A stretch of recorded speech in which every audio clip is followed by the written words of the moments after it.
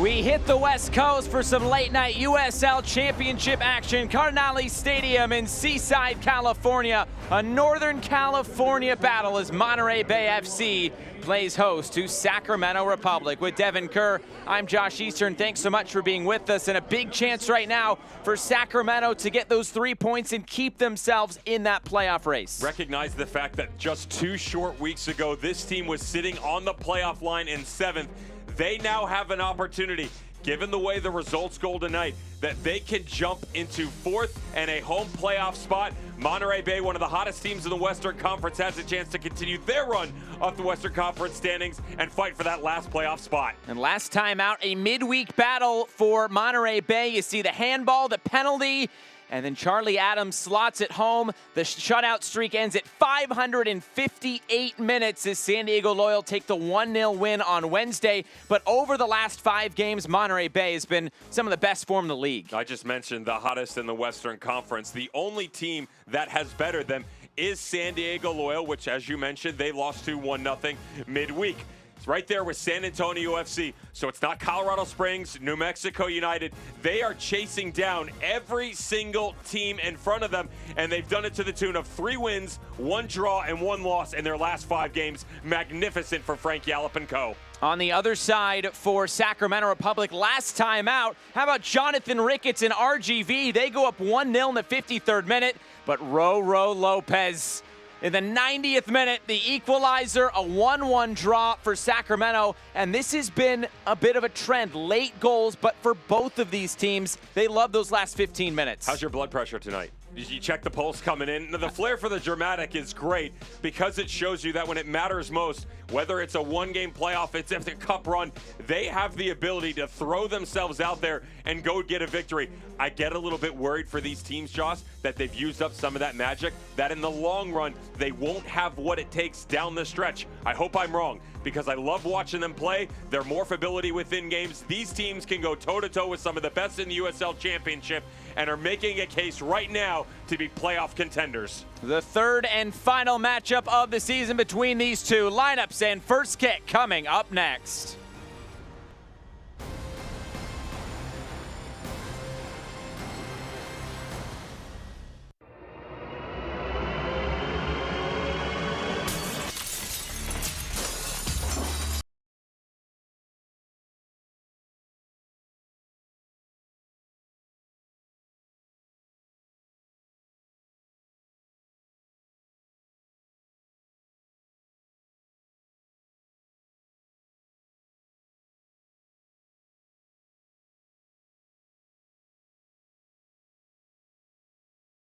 Coastal Roots Hospitality is a proud partner of the Monterey Bay Football Club. Coastal Roots Events and Catering, along with its 3 iconic restaurants, Montrio, Tarpe's, and Rio Grill, invite you to pick it up and pay it forward, where 10% of all proceeds from takeout orders are donated to various local charities. Their catering service and restaurants utilize local farms, butcheries, and ocean fresh sustainability-driven seafood to deliver unique and exemplary dining experiences. For more information, visit coastalrootshospitality.com.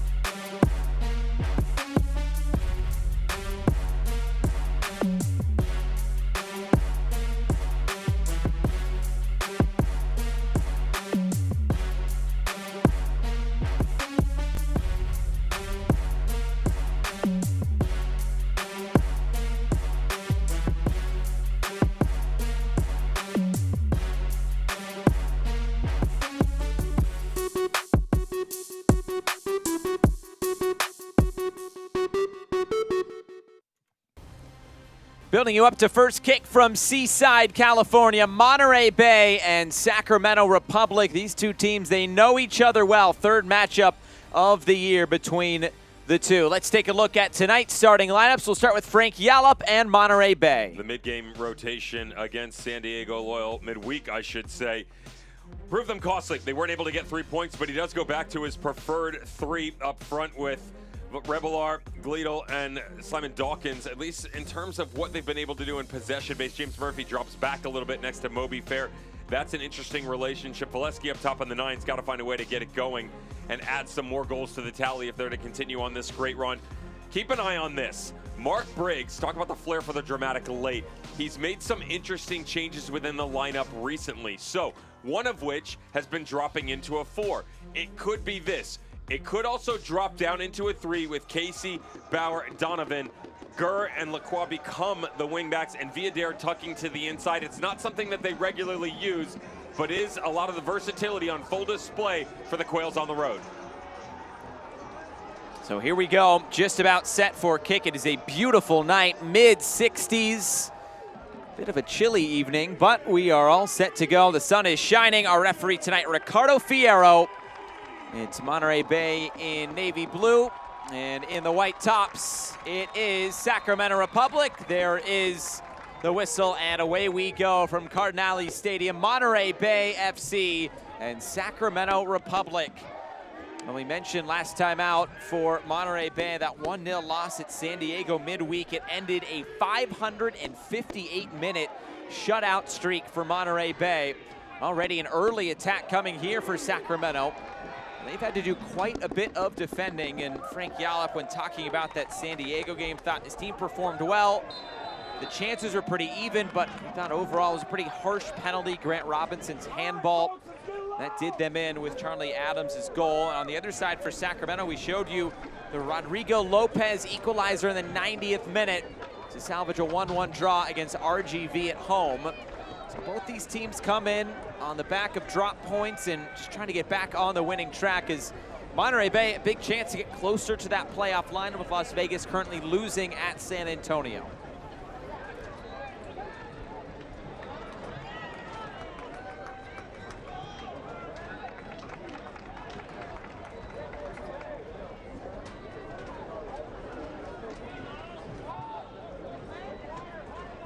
Might as well get this out of the way now. Do you think it was a pen? Oh, you're putting me on the spot this early? Might as well. I mean, you know, we're on the show. People are listening, in theory. Oh, in theory. I'm going to say yes. Okay. It's tough. I know arm in a unnatural position, but when it's away from your body, you're asking for it. Here is the guilty party, unfortunately, for Monterey Bay, Grant Robinson. Echo slipped, allows Monterey Bay to continue upfield. Murphy through the lines, now into the box, just behind Simon Dawkins as this gets cleared away. Good early pressure here from Monterey Bay. Robinson on the ball.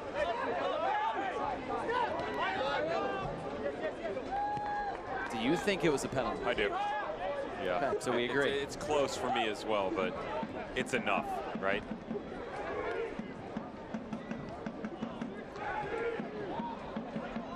Unfortunate, frustrating, certainly annoying if you're a manager, but enough nonetheless. Still, it's been 590 minutes since a goal conceded through the run of play for Monterey Bay coming into play tonight.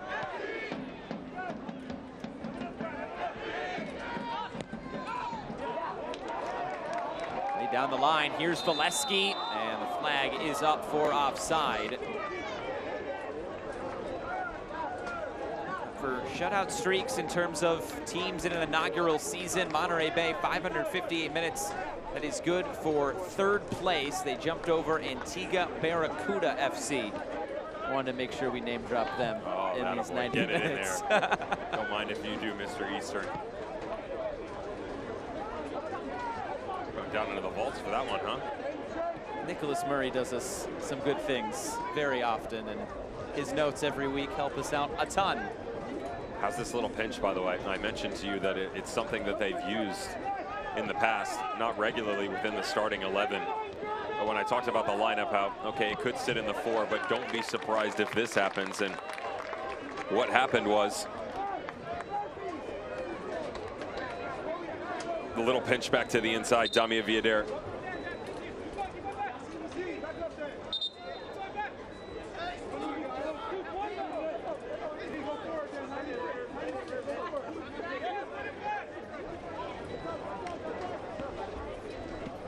move Duke Lacroix a little bit higher into the familiar wingback spot.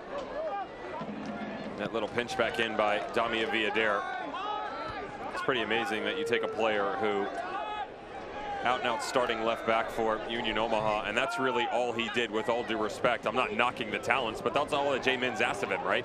In League One, to a guy who was irreplaceable at that left wing back spot within the midfield on the far left side, to now being comfortable within the friendly confines of the central location for Sacramento Republic. He was the USL League One Defender of the Year a year ago, or Defensive Player of the Year, as Gurr sends this in. It's a good ball. It's a better save from Siaha. Monterey Bay may be looking for that flag to come up. It stayed down, and Siaha keeps it at 0-0.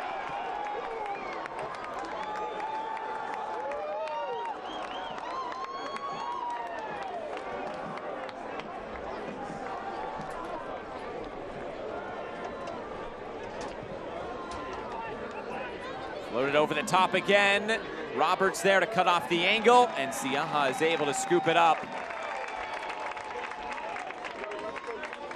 A really smart save from Anthony Siaha, who has really burst onto the scene for this Monterey Bay side over the last few weeks. Of course, with Dallas J retiring, Diaz being out of the picture at the moment, it has really been Anthony Siaha's role, and he's taken it and run with it.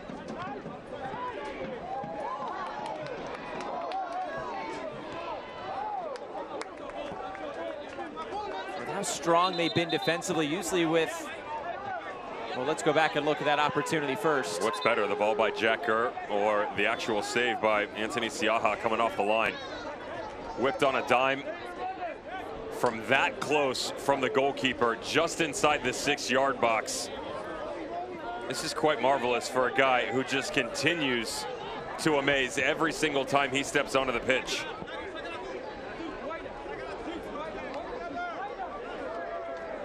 Born in Cameroon, grew up in Tucson, Arizona, played his college soccer at Cal State Bakersfield, and then spent much of his pro career in the city of San Diego, but with a few different clubs, with 1904 with the San Diego Sockers, with San Diego Loyal. Now finding himself here with Monterey Bay FC, and he is really flourishing.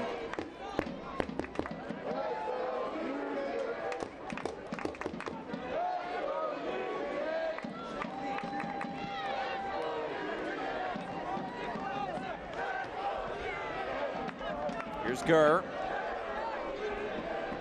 Finds space in field. Sacramento look to keep it here. 7 minutes gone. Some good chances already for both sides.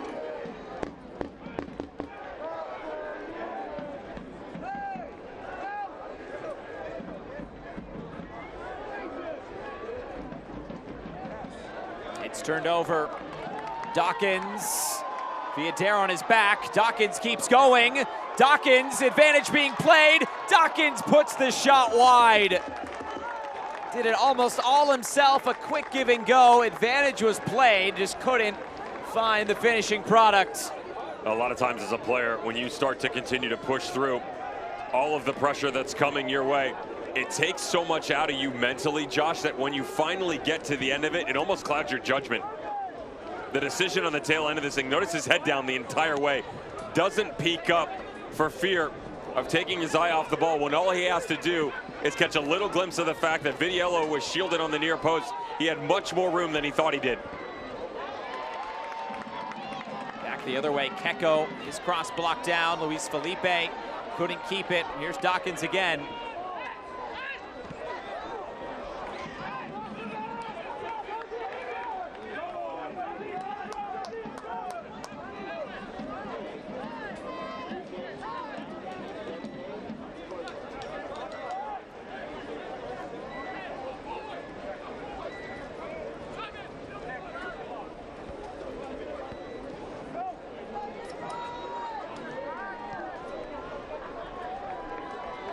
About the late goals for both of these teams so far this season. Remember last time they played, Malik Foster scoring 2 minutes apart, 74th and 76th minutes, who come from behind and take a 2-1 win away. It's been a couple of 2-1 wins so far this year for Sacramento Republic at the hands of Monterey Bay. Well, I like what Monterey Bay is doing, though. They're saying, we're going to give you the wings. We're going to play a bit more narrow. Simon Dawkins, Guido have come to the inside. Rebelart as well. And James Murphy, who's coming just in front of Moby Fair. Higher, they're overloading the inside. That's usually the move by Sacramento Republic.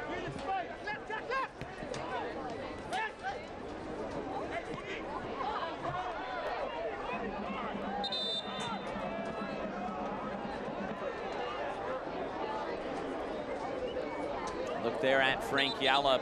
Asked him this week why this team has been so good defensively, and he said really just across the board the continuity has really helped. He mentioned that it might be cliche, but it doesn't happen overnight, and this team has really been able to grow throughout the season. You talk about some of the big wins they've had going away to Lou City, and then over the past few weeks, 3-game win streak against New York Red Bulls 2, Loudoun United, El Paso. You might say New York Red Bulls, Loudoun United, still got to win those games. They did, and it's put them in a spot now where, as Frank Yallop put it, you can start to look at the playoff line a little bit. You would love to be able to maneuver through all of that and go, okay, we can take a breath. You just don't have the luxury, though, do you? I would say the good news is, including this game, 4 out of 5 at home. The only one next Saturday on the road at Isotopes Park against New Mexico United. Let's track back for a second here. He reaches back there. It just looks like the back side of it maybe just combines on his hand. A little step up by Dan Casey. Didn't seem to be too much in it, did it? Looked like they were spraying his hand there.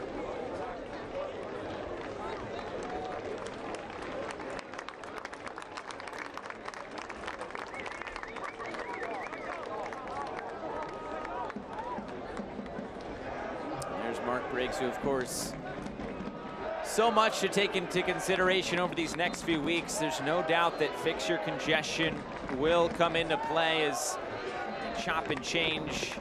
Midweek game this upcoming week at home against Colorado Springs.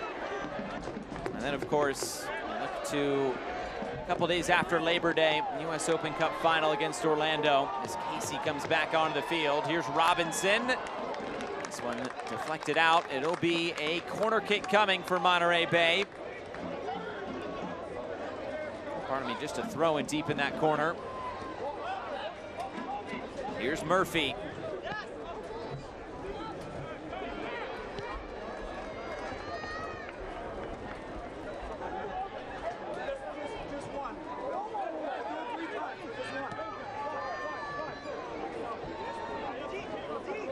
It's truly remarkable, the difference of Monterey Bay now and how comfortable they are on the ball, Josh, compared to what was earlier this season.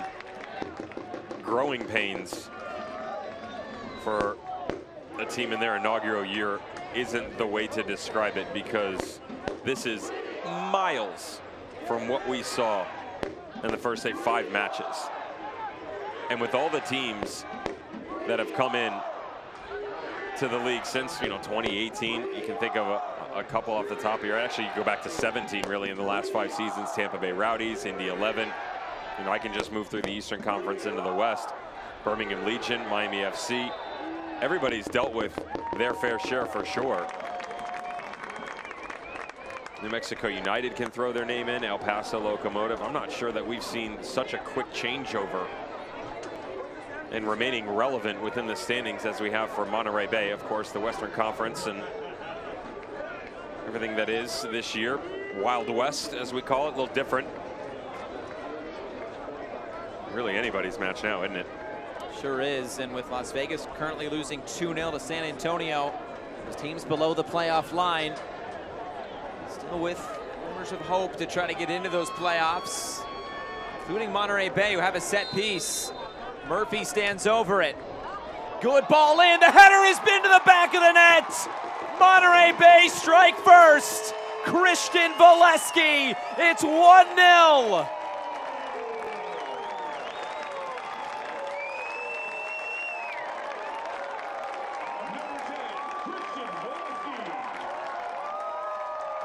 They've certainly been quality on the ball to start the match against Sacramento.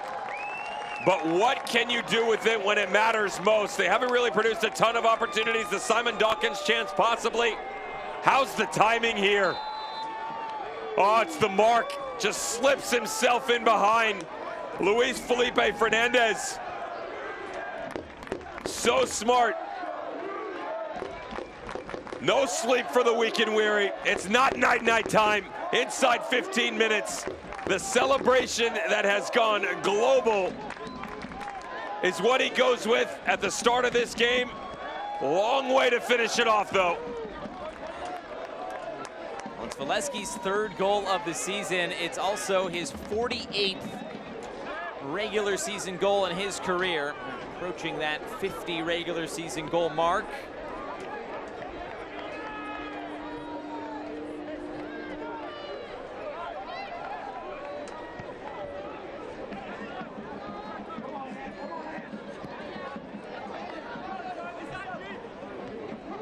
A shock to the system maybe for Sacramento Republic.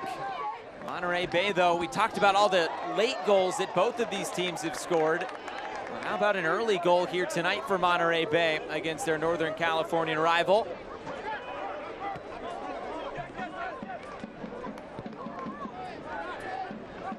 Frank Gallup did mention that tough result last time at home with Sacramento coming from behind after Monterey Bay did score that first goal. No doubt in the back of the minds of Monterey Bay here tonight.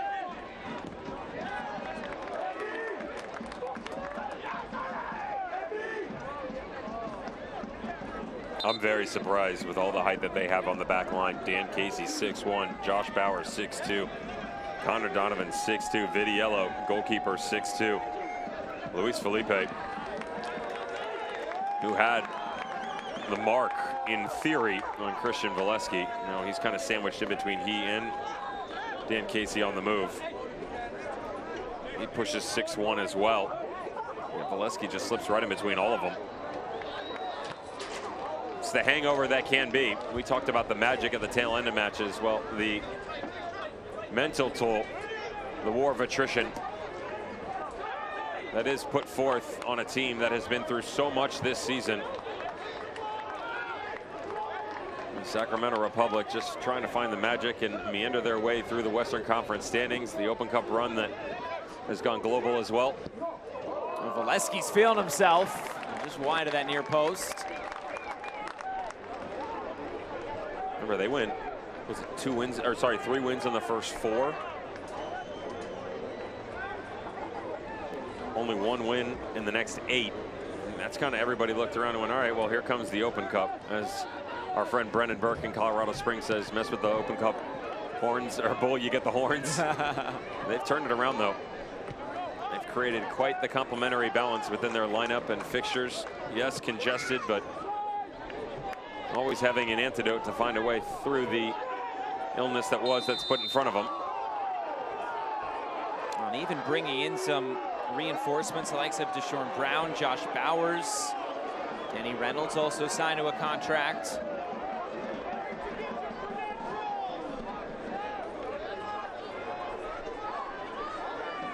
Monterey Bay gets that opening goal. 8-3-1 this year. All 8 of their wins have come when they've scored the opening goal.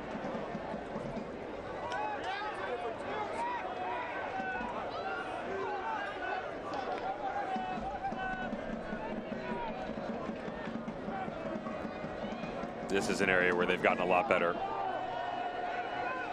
The setup on the defensive side, it's that little pop out by Adrian Rebelar. Primarily employed as a 10 when they've switched into this 4-2-3-1. Even when they flatten out the shape, he does a good job jumping up onto the front line with Valesky. Applying pressure. Becoming one of the main points of contact for anybody who's trying to step off that back 3, back 4, whomever the opposition is sending out into battle, and getting rid of the 6 too. You can't combine with a Nick Ross or Luis Felipe dropping down in, you're gonna have a problem. That's the case inside 20 minutes here for Republic. No Rodrigo Lopez tonight. Not even on the bench, but still plenty of good options around this team. do miss that leadership.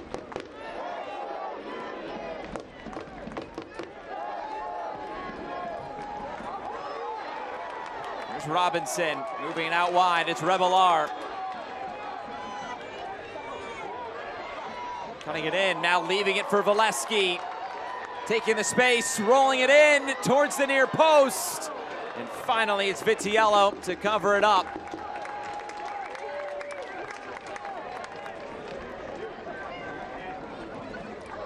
Notice where it starts from again, Josh. It's right on the inside.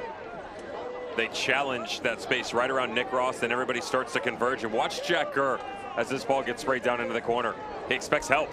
He gets no help over the right shoulder. Instead, Dan Casey stays home. Jack Gurr has to turn around. He's really lucky that he's able to get to the end of this and apply a tiny bit to help protrude the sight lines of the ball that's coming square back across.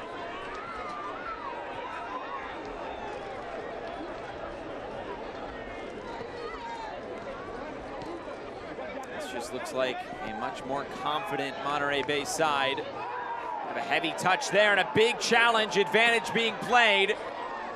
Douglas Martinez, as Luis Felipe remains down. Now it's Keko. Sliding it forward, Gurr. Cross comes in towards the penalty spot and it's cleared away. Now this just thumped out of play. I was just about to say, I'm surprised if that wasn't a card on the challenge on Luis Felipe, put forth by Moby Fair. Good job by the referee, letting them play on and then coming back to it and addressing the situation. A reckless challenge. It's late. He knows it gets away from him. It's not the best first touch. You know, as a player, you got to be smarter in those situations, Josh. If it gets that far away from you, take the lesser route of all evils. Step in front of it instead. Don't let that ball go forward. Now you put yourself in a bad spot, picking up a yellow card 22 minutes into the match. No doubt something to monitor. Now it's Valesky who's down.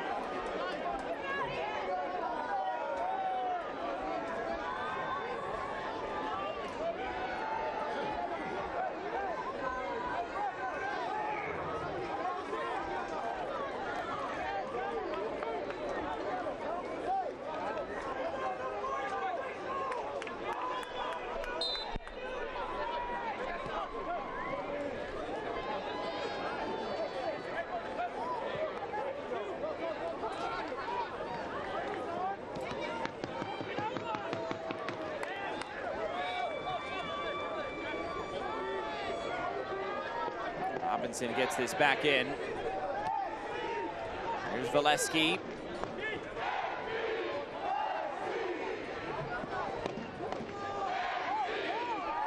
Villader. Left there by Martinez. Damia Villader going for distance. And this one well wide.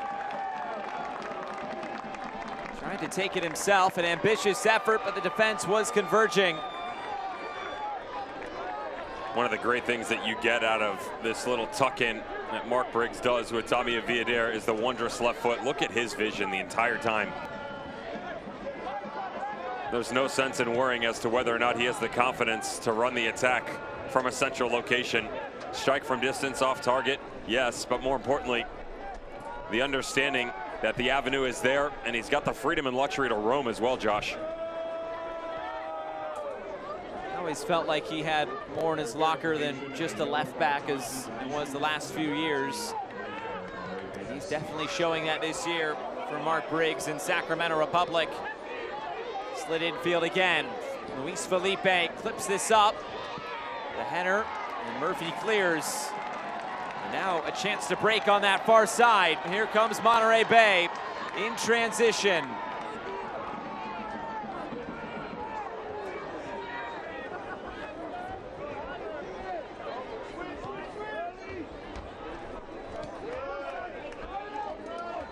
Robinson.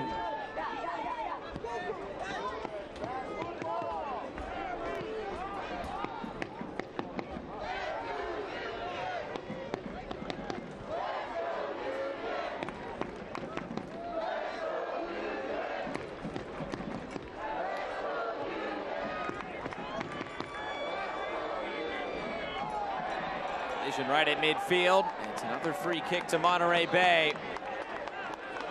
Maybe some frustration here from Sacramento Republic. Monterey Bay has not been making this easy at all on the opposition. I'm not sure in recent memory that I've seen them, both on the physical side of things and off the ball running, seen Republic chase this much of a start of a match. They are having trouble finding their footing. They haven't been on the ball a ton, which is fine in theory. They don't mind having to chase a game nor chase a team around the field. But for a squad that you would expect coming in, even with the squad rotation, the ability, late dramatics or not, to just step on it, slow the game down. They've got to find a way to get the midfield more involved. That little ball in right there. Monterey Bay's been great about cutting it off, so find somewhere else. Villader, when he comes to the inside, if you come over here, that's fine, but you're also getting in the way of Luis Felipe. There's got to be a joint effort on the communication side of things to make sure you're providing multiple options. That hasn't been the case. Lofted over the top, appeal for offside, goes for naught. Here's Martinez.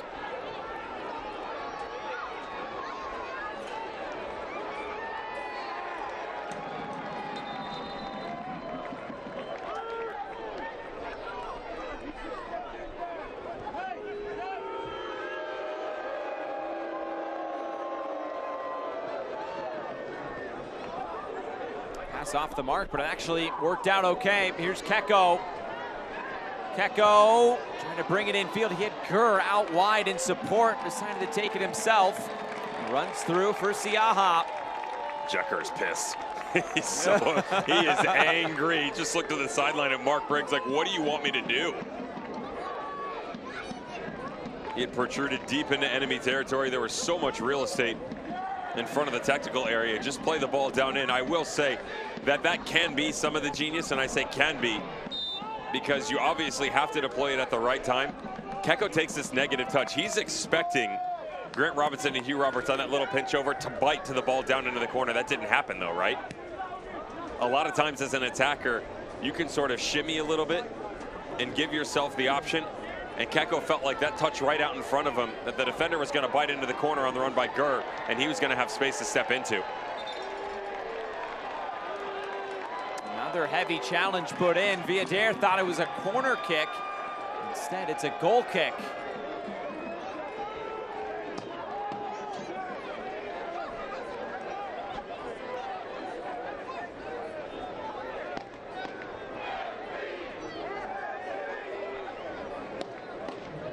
Kai Green sliding in. Him and Hugh Roberts have got more games under their belt. Become a really tough center back duo to break down.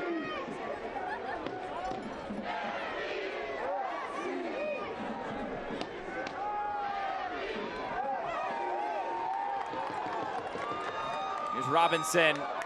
Cuts it infield. Revelar lost his footing. Fouls Jack Gurr.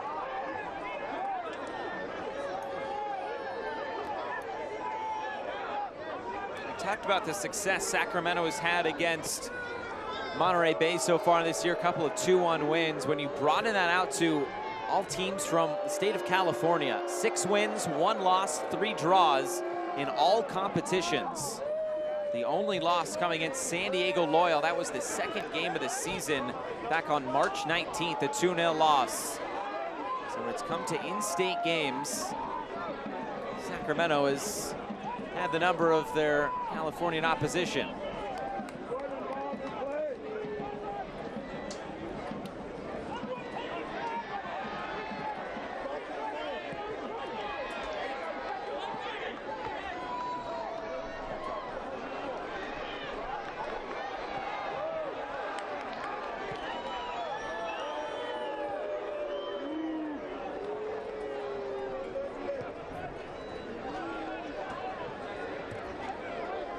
The turn, Luis Felipe, it's blocked down. Chance now for Monterey Bay to get out in transition. That was closed down quickly. Here's Martinez. Keko out wide in support. His cross to the back post is headed down. Here comes Monterey Bay and Sam Gleadle. Gleadle, heavy touch.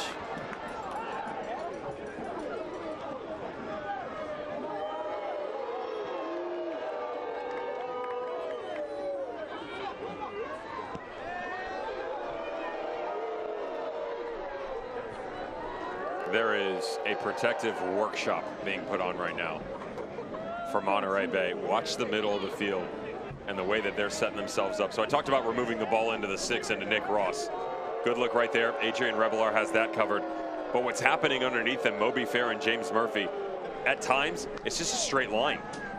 So what they'll do is they'll go shoulder to shoulder. They'll pinch the secondary ball off. But then as Revelar steps up, Murphy comes in front.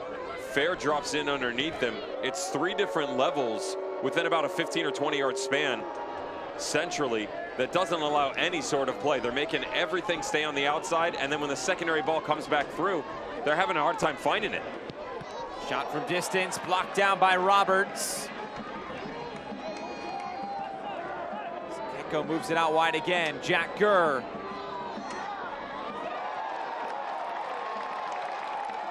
Possessed by Grant Robinson. Dawkins trying to bring this out.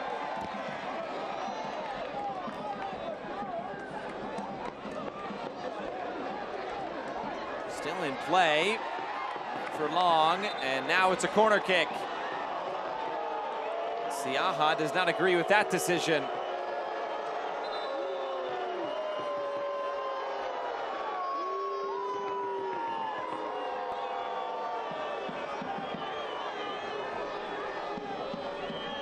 Siaha told off there by his captain as Hugh Roberts talks with tonight's referee, Ricardo Fierro.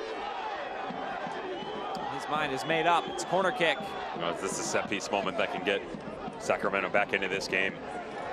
They've got to find a way to start to protrude into the box here of Monterey Bay. They haven't had a lot of opportunities. Take advantage of the ones that are given to you. To the back post, Siaha flying off his line. Had to get it right, and he did. And now the long distribution is something on here for Monterey Bay. Revelar was calling for it. He would have been in an offside position. Monterey Bay will keep possession.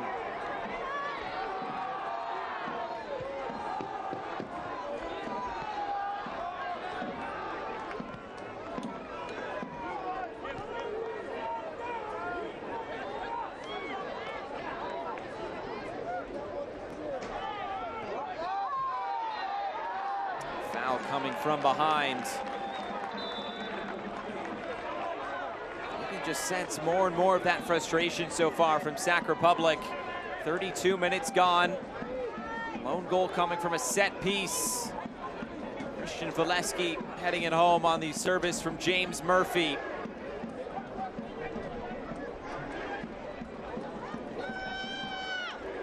It's Murphy who will again stand over this.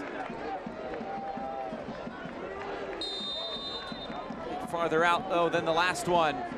This is floated in. Vitiello off his line, able to hold it.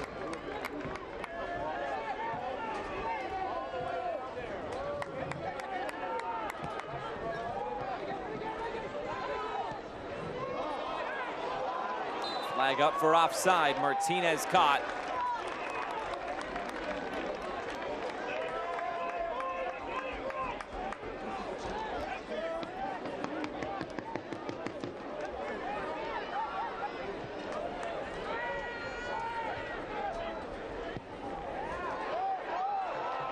Murphy sends this downfield. Valesky making the run, so is Gleadle. This cut out for a throw-in.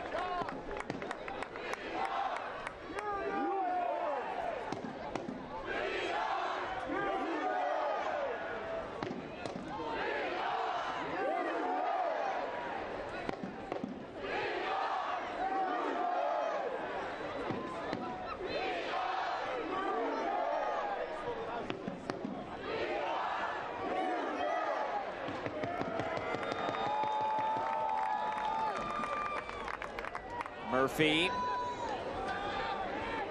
Now Robinson.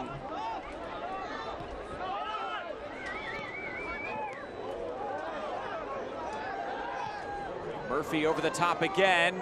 This one just cut out. Bauer came over.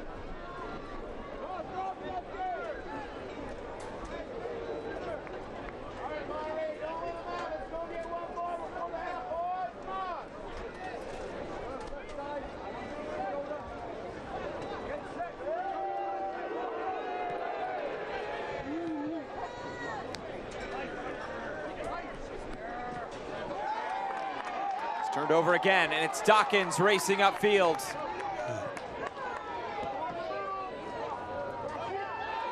Murphy, Valesky.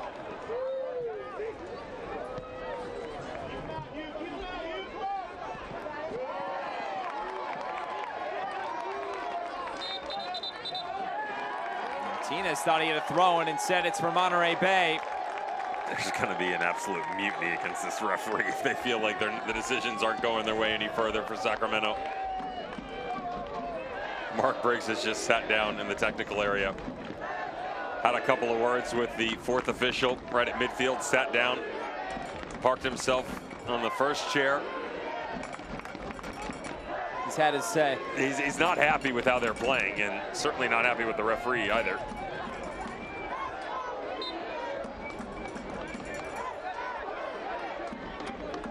I think it comes down to personnel, whereas Monterey Bay just making this really difficult. I got to give some credit here, to be fair, to Monterey Bay, and I think we have, right? How they've set themselves up. They've done a good job of keeping the game in front of them for the most part. When it's broken down, the chances that have come have basically been outside the top of the 18, which are obviously low percentage ones. I would say that stuff like that right there. How many times have you and I, especially you, because you're in charge. Thank you for that. Oh, no, yeah, thank you for that. No.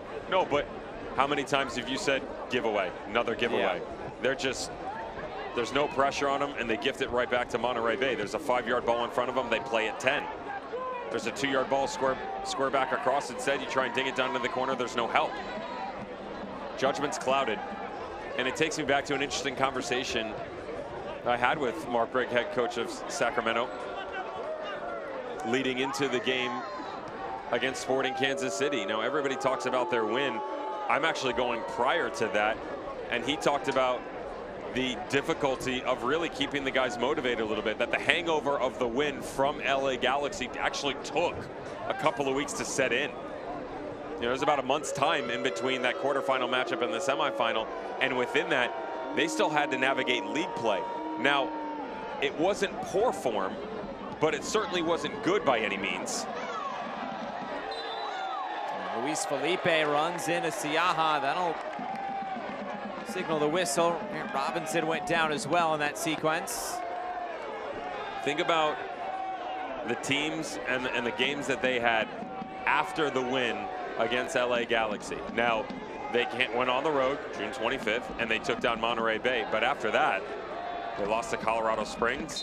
There was that crazy back and forth 3-3 game with Oakland Roots. There was the loss to Birmingham Legion, the draw against Phoenix Rising. All of a sudden, you're looking around, and in 26 days, actually longer than that, it was over a month, June 25th until July 27th, your team didn't have a victory. That's what he's talking about. He found it difficult to find a way to get his guys out of this funk, which is odd, right? Because you had probably just experienced one of the highest points in your career. Do you feel like there could be any hesitancy with the players saying, oh, we have I don't want to phrase it in a bad way, but maybe we have a game that I want to play in really bad, so I don't want to go maybe that extra mile in the league? Here's what I'll say about that. He's got his preferred 11. Let's get that out the door right now. I would probably make the argument for 10 that are in Sharpie, with the 11th being on the front line and a decision to be made in support. Here's Rebelar. Takes him all the way off to that right side. In for Gleedle. Fair moves it out to that right side now. Trying to get to the end line. Donor.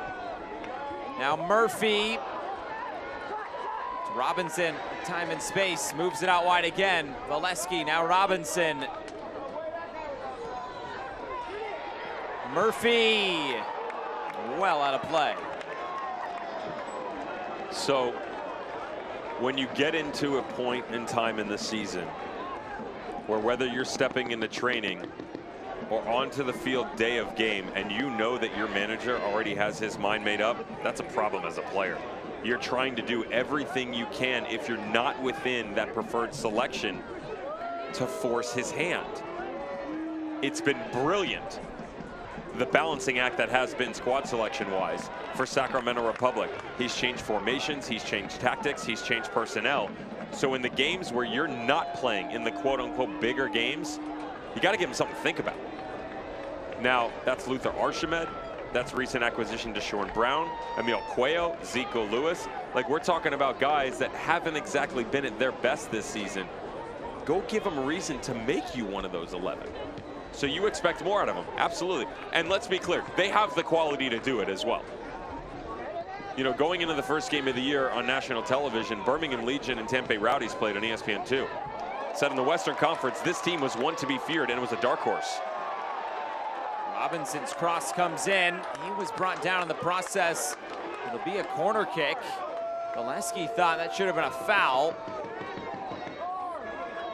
And to wrap up that conversation, I do give him credit for also dipping into the academy as well. Rafael Jaregi, Santiago Suarez. Yeah, Thiago Suarez is on the bench tonight. He's a favorite of mine. How much contact was there? Look at the recovery run, by the way, the speed. Rubbins racing? Yeah, I'm going with that.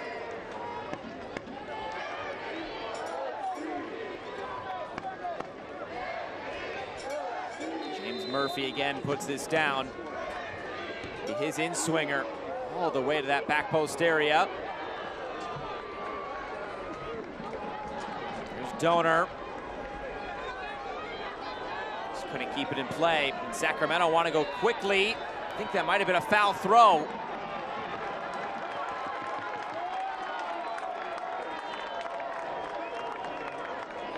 Bit of an awkward throw in there. I don't think the referee's going to let that fly. You can check that off your bingo card. Foul throw. Nothing's as foul as the throw that came out of Louisville tonight in the Tampa Bay Rowdies. I promise you that.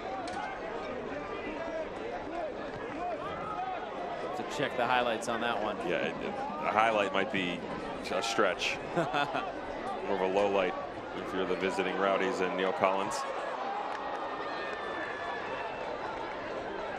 What was it, 14,000 plus? Oh, it's the largest ever regular or postseason crowd that Louisville have ever had. The final number, 14,673. Wow. Their previous number was 14,456. So they bested it by 227 people. Which was the 20. Thank you very much. Which was the 2017 final against the artists formerly known as Swope Park Rangers, now Sporting Kansas City 2. This might take some digging, but what's the biggest regular season crowd in just the USL in general? I know it actually. Give me one sec. Okay, here we go. I've got it, believe it or not.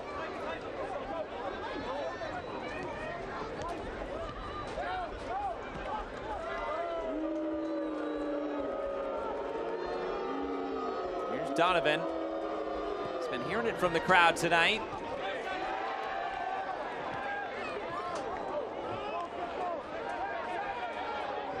Keko trying to play a square ball. Now it's Jack Gurr. Back for Keko. Gurr continues his run. It's closed down. Keko via Dare. He likes it on his left foot. Didn't find the curl he was looking for. Blasted into the netting behind the goal. Couldn't really ask for much more in this situation, could you, if you're Damien Villader? On the left foot, plenty of room. Surprised with the way that he strikes the ball so efficiently that he doesn't come back across it more.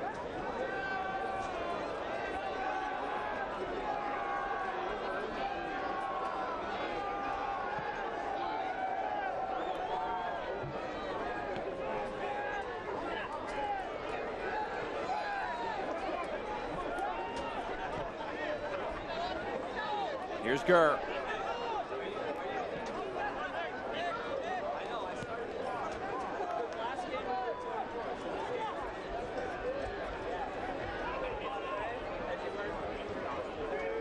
So, given my notes, the largest crowd ever was from FC Cincinnati. Here's Casey coming forward. They had 23,375. Nippert Stadium. And that game was actually against Pittsburgh Riverhounds, believe it or not. I mean, Nippert was rocking back in the day. Absolutely. You know, those teams that they had, there were times Aiden Quinn was there, Corbin Bone, Jimmy McLaughlin, Danny Koenig, Manu Ledesma.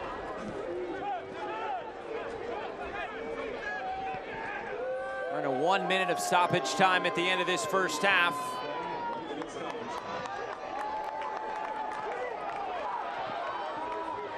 Well, Evan Newton was the goalkeeper there, he and Spencer Ritchie.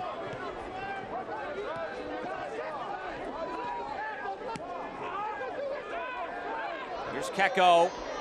Oh, he's in, give it. That was the center back, Dan Casey, making a long run forward. Those are the little things, though, Josh, that get away from you in games like this, where Mark Briggs talks about the motivation. That wasn't about motivation on that series. It's just some of that mental fatigue that I referenced setting in. Simple ball right in front of you. Kecko doesn't have his head up. The touch was fine. He just couldn't release it into Dan Casey on that streaking run. And you know you see him coming.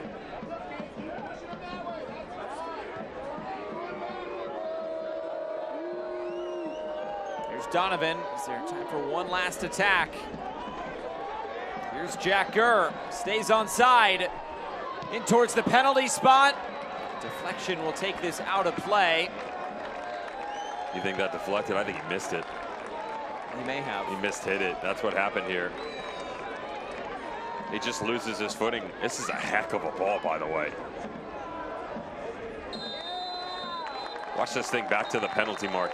How he doesn't have more assists to his name with service like this. Yeah. 2 on the season, just loses his footing, gets away from him. Not the favored left, instead the right for Villader. The opening goal, Christian Valesky, 14 minutes in.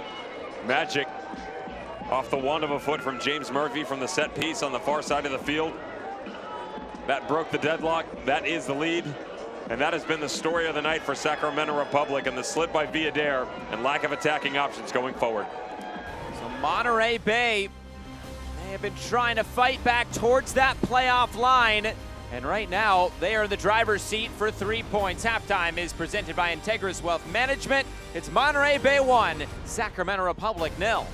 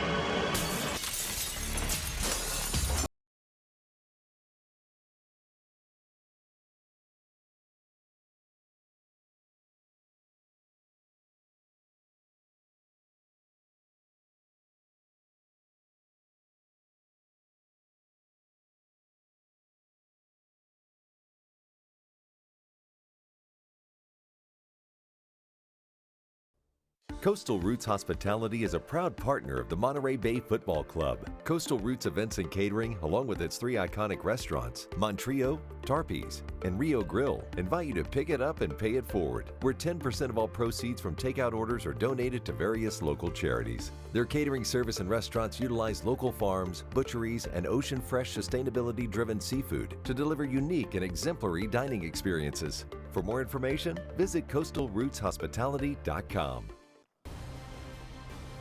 Halftime is presented by Integris Wealth Management. It's Monterey Bay 1, Sacramento Republic 0. Getting into that crucial point here in the regular season, getting towards that 10 games to go mark. And what is to come for Monterey Bay FC? It's New Mexico United on the road next, but then a slew of home games. Remember, they started with all those games on the road. It was 7 straight to start, and now they're going to get some home games. Yeah, we talked a little bit about it in the first half, though. Think about everybody that they have to play. Next week, they go on the road to New Mexico United. Los Dos fighting for a playoff spot. San Diego Loyal chasing down the #1 in the West. Orange County, believe it or not, with everything that has gone on for the reigning champs, get a victory last night. They were even on points with Monterey Bay coming into the night.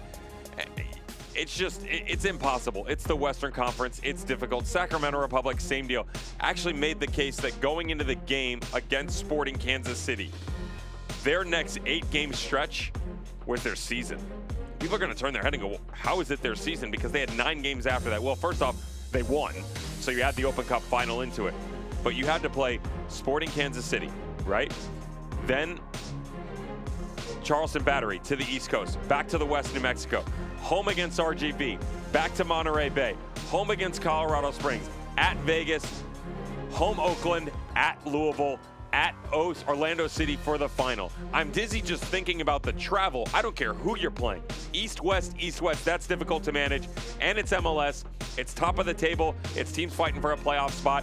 After those 8 games, they will able to breathe a sigh of relief to themselves. 1, the Open Cup's over, but number 2, they will already have established themselves deep into Western Conference territory. Here's a look at the standings right now. So Las Vegas, it looks like they're going to lose tonight at San Antonio. That game's 2-0 in the 90th minute, so they'll stay at 33. Sacramento, though, they're still in a precarious position. They're not completely safe in that playoff race yet. No, but if they can turn it around tonight, all of a sudden they jump to 40. They've got a home playoff spot. They are chasing down Colorado Springs, who they're playing in a couple of games. Yep. If Colorado Springs continue on their poor form, if they lose one more game, literally in a 3.5-week span, Sacramento Republic will have gone from 7th all the way up to 3rd. These are live standings, so Monterey Bay, as we stand now, sitting on 29 points. That's just 4 out of a playoff spot. Even on points with Phoenix Rising with a game in hand. Couple of games tomorrow. Well, excuse me, the one, it's the Los Dos New Mexico United match that you really want to keep your eye on, because New Mexico United can make the same argument as Sacramento Republic. They're trying to jump up into that 3rd spot too. They're coming off back-to-back losses. They were almost double digits unbeaten as well. And Los Dos, Yohan Deme, I like those young kids. But what you deal with is that up and down tendency within their performances. That's why they're sitting at 8th, just outside the line. They concede a lot of goals as well. Halftime is presented by Integris Wealth Management. Monterey Bay 1, Sacramento Republic 0.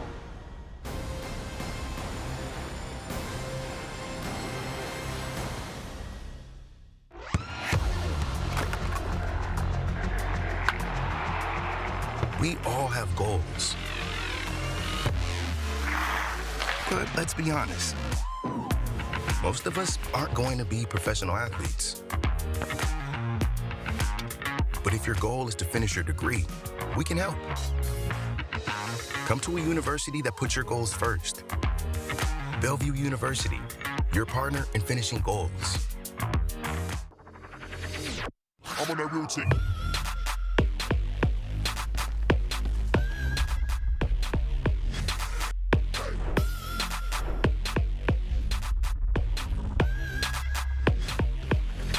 I'm on that real team.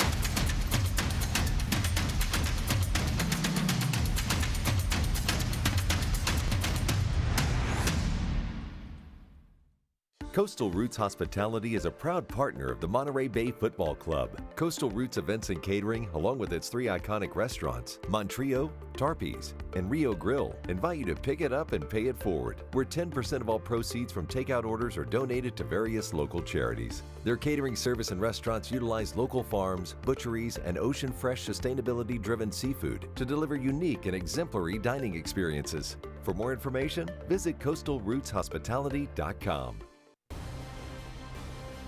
Halftime is presented by Integris Wealth Management. Monterey Bay 1, Sacramento Republic 0. Getting into the business end of the USL Championship season. News and notes from around the league. Of course, groundbreaking moment in Pawtucket, Rhode Island. A new soccer-specific stadium could host a club in 2024. We've been talking about it all the time. Sacramento Republic, Orlando City, Wednesday, September 7th, 8 Eastern Time on ESPN Plus, U.S. Open Cup Final. And of course, Milan Alaski, Player of the Month. He's up to now 18 goals after his brace last night against Phoenix Rising. So a lot to like there from Milan Alaski, what he has been able to do. As for what is to come in the coming days, still a lot of good championship action. And of course, we mentioned that Los Dos game against New Mexico United. Playoff implications there. Pretty much playoff implications across the board. Remember, Sacramento Republic will be at home again on Wednesday when they welcome in the Colorado Springs Switchbacks after their dramatic 4-4 draw yesterday. If you haven't seen the highlights, you should go and find them. It was a very entertaining match last night in Colorado Springs. And the scoreboard, a lot of finals already tonight. This is the last game going now. San Antonio takes down Las Vegas Lights by 2-0. Lou City also takes down Tampa Bay by 1-0. Memphis, bit of a surprise there. They go on the road, take down Pittsburgh by 2-0. And how about Birmingham Legion? They end San Diego Loyal's 5-game win streak with a 1-0 victory at home. So a lot of intriguing scorelines and a lot of scorelines with playoff implications. And speaking of playoff implications, we have plenty of them here tonight. Will there be a come-from-behind win again for Sacramento Republic, or can Monterey Bay get their first win over Sac Republic? Second half from Seaside, California is coming right up.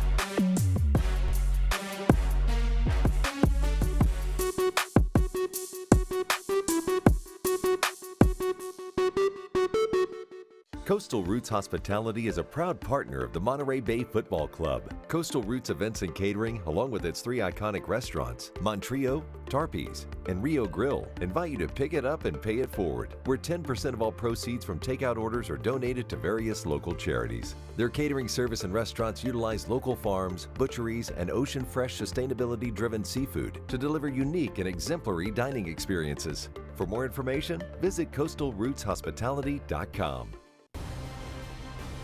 Halftime presented by Integris Wealth Management. Monterey Bay 1, Sacramento Republic 0. Time to look back at the first 45 minutes of action with our halftime highlights. Not a ton in this first half, but there still were a handful of chances. And Jack Gurr, how about the first half he played? He would send this ball in. Keko nearly finding the opener. Keko does everything right. The difference is that you've got Anthony Siahu, who's at 6'6" plus, and still has the agility and the understanding of where the attack is going to come from. Slides over, makes a good save. The start of this game, 10 to 15 minutes in, Simon Dawkins took over. He was great from the outside on the left, cutting back to the interior.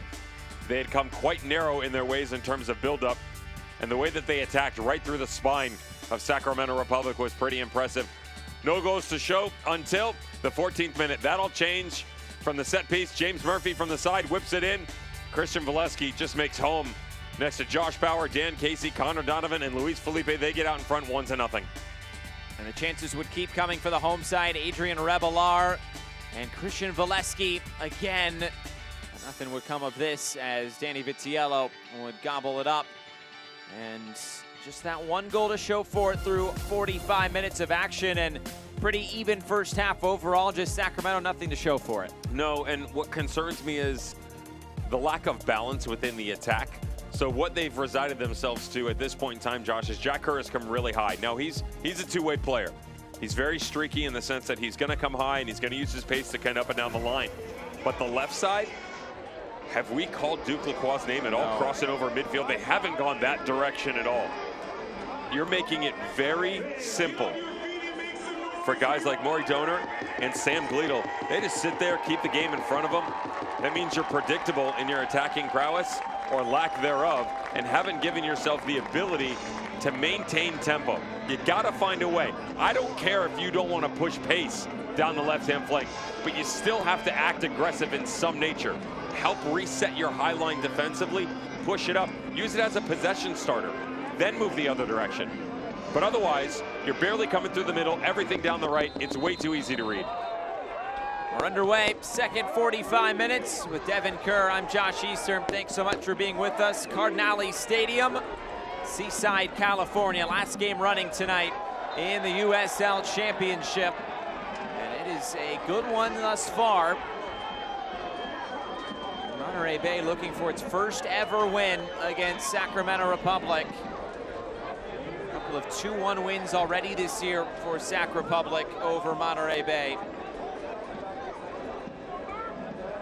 Sacramento Republic side coming in 2-0-3 over their last 5 in all comps. Monterey Bay, they were unbeaten in 6 before that San Diego Loyal loss last time out.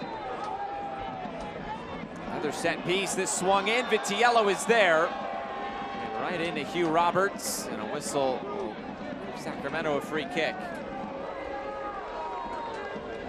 Really, the Western Conference in general setting up quite kindly for both of these teams. Remember, Phoenix Rising making the chase in the West, well, in theory, trying to be more interesting. The problem is below them, Orange County get their victory. Now, that doesn't affect Monterey Bay in the sense that they were behind them, but they drew level on points. So you're looking around going, okay, what else do we have to chase down? Las Vegas Lights are in front of both of those teams. Las Vegas Lights trying to jump up in. They drop against San Antonio tonight. San Diego Loyal drop down. That makes the case for second, third, even fourth. A bit closer for Sacramento. Oakland Roots, they drew. Really anything that you could have wanted in the Western Conference for either one of these squads in terms of how the fixtures played out has happened. And certainly positive if either one of them can get a result out of it. The fact that we're even having conversations in Monterey Bay and the playoffs, pretty incredible from where they started. They're 1-6. I remember we talked to Frank Yount before their first game against Phoenix Rising. He said, if we can win maybe 3 or 4 of our first 7, get some results along the way, we can be in with a shout. They went 1-6. Yeah. It was a really tough start. They come home, they're always chasing. It was a bit like Oakland last year, and there's still a long way to go. And if Monterey Bay can hold on for 3 tonight, who knows what can happen in the weeks ahead.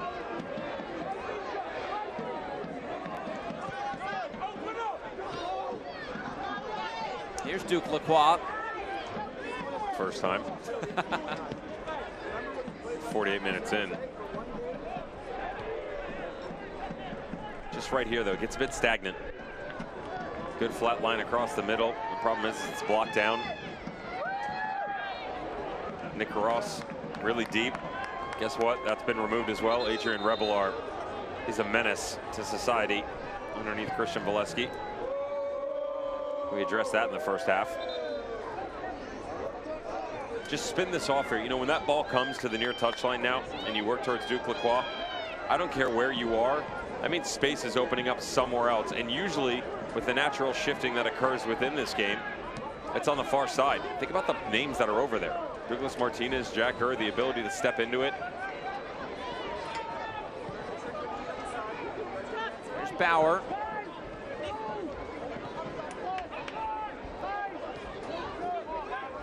Lacroix. Echo in for Villadere. Fires it across. Lacroix didn't get that on target. It's all the way to the far side. It's a throw into Monterey Bay.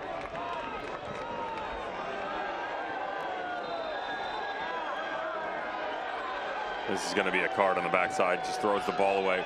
This is much better, though, from Sacramento Republic. Look at the little triangle. Lacroix, Villadere, Keko, much better. Mark Briggs just marched himself right into the locker room and said, this is really simple. If you guys aren't going to play on both sides of the field, you can come and sit next to me on the bench. Enjoy the view from the side.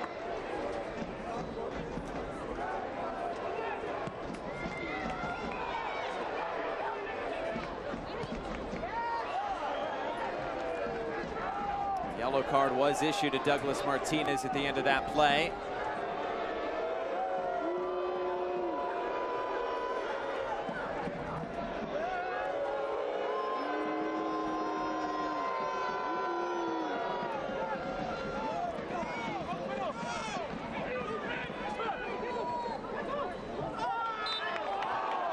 Keko brought down. Free kick right in front of the Monterey Bank technical area.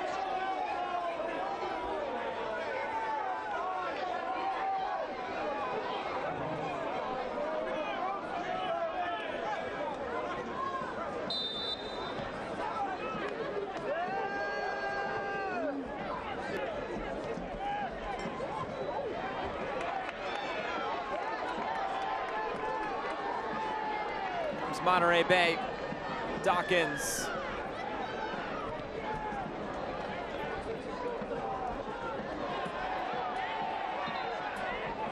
Look at the score lines for Monterey Bay as of late. A lot of low-scoring games. Not a lot of goals have decided these games. Last time they've let an opposition score multiple goals was against Sacramento Republic. That was that 2-1 win for Sacramento back on June 25th.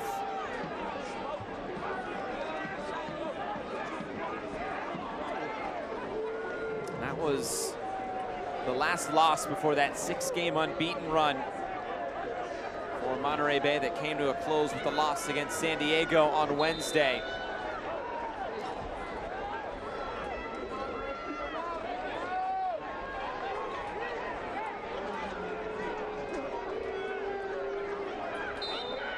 Gurr fires this in.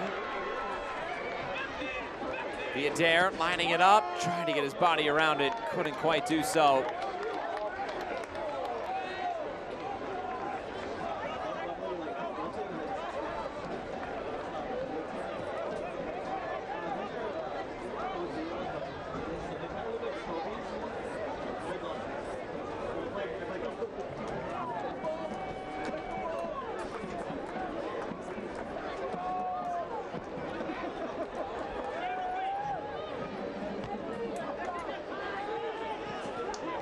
Valesky.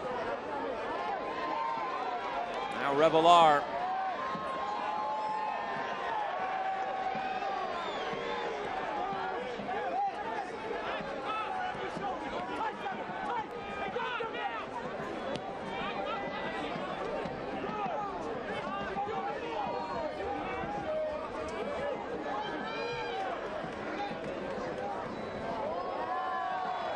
cut it in field. Gleedle. They can't catch a break either, can they? It seems like every bounce, every tackle, every 50-50 is going the way of the home squad. But when you look at the Sacramento bench, who can influence this game? I don't want to say I'm surprised that he didn't make a change at halftime, because that was just an elongated conversation that needed to be had between players and manager. But given the way that the game is going, you've got to find a way to get the midfield involved more. You know, Duke Lacroix, inside 10 minutes, he's starting to have more of an impact. That's important, so you don't have to force your hand there. You just don't necessarily know within the interior conversation. You know, we're basically talking about Luis Felipe, who I'm not taking off ever. So it comes down to Villader or Nick Ross. Okay, well, who can fulfill that type role? Matt LaGrassa. The difference is you're really looking for an attacking option to kickstart things. All due respect, Matt LaGrassa is not the answer. Right. He's the one who's going to drop underneath and play the role that Nick Ross is. So do you maybe pull on fresh legs, do a double change? You can slide Zika Lewis into that role. You can certainly bring Emil Cuello into that role. They don't normally use him in it. They've put him into a more advanced position. And the other side of it is you could just simplify it, flatten out the midfield, and bump another one onto the front line. To me, that's probably the easier decision at this point in time, which means you're probably looking to someone like Villader coming off. You leave the stability in Ross and Luis Felipe, and you take someone like a Deshaun Brown or Malik Foster, bump them up next to Keko and Douglas Martinez, and challenge that 4v3 back line. We mentioned Malik Foster, the history he has. Last time Sacramento Republic was here, 2 goals in 2 minutes that won the game.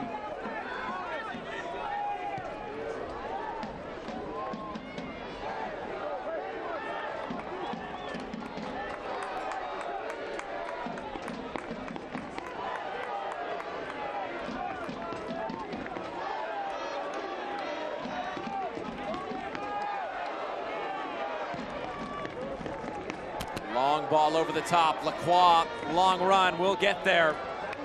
Cuts it across. Looking for Keko, and it's cut out.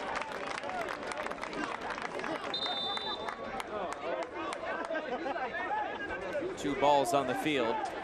Bring this back for a throw-in. There's a game.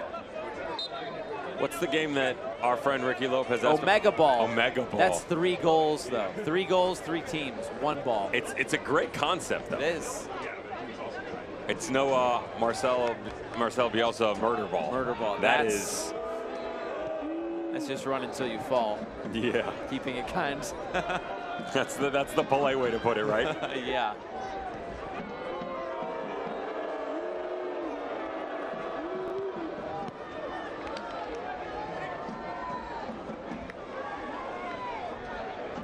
There's Keko. Looking for that penetrating ball all night long. Jack Gurr's ball in the 5th minute, probably the best chance they've had so far in this game.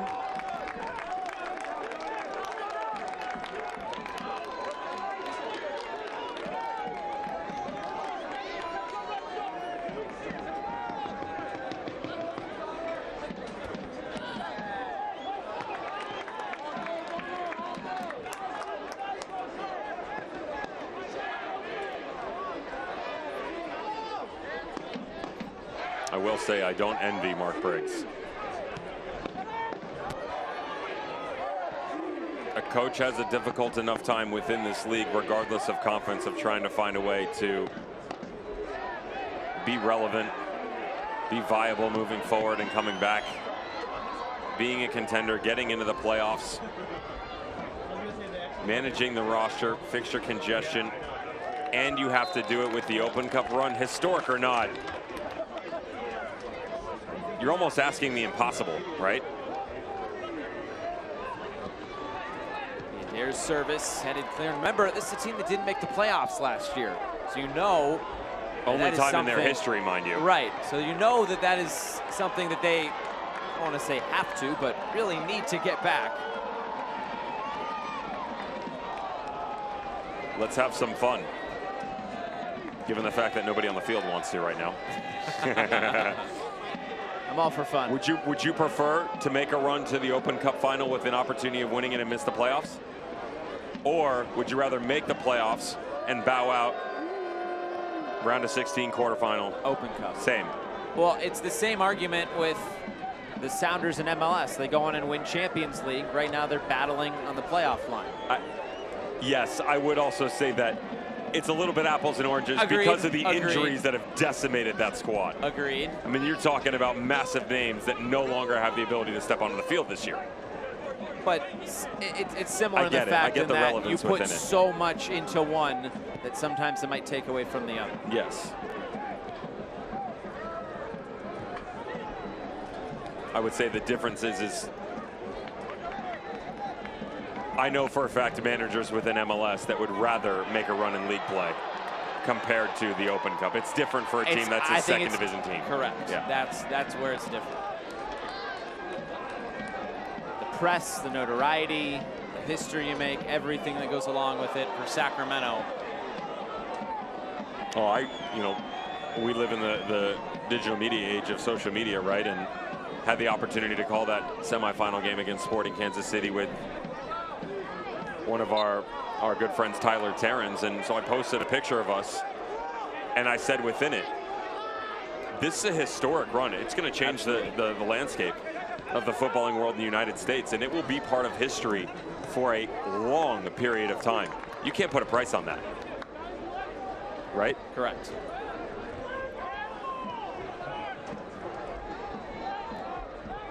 And if they can beat Orlando, Champions League. In theory. In theory, right? Let's not count our chickens before they've hatched. Correct, but you'd like to think that that's the carrot at the end there.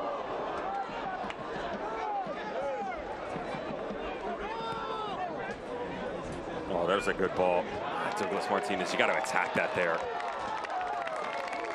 There's no need to be cute trying to touch this back around. Use your size and your speed to your advantage. That's one. You catch a center back flat-footed. He'd open his legs a little bit, just touch it through or even around him and challenge it into space. It's a great ball coming off the back line by Josh Power. Watch this right here. Touch it and go. Just take a touch around him. You have everything in front of you. And yet, in the 61st minute, we're having the same argument we did 5 minutes into the game.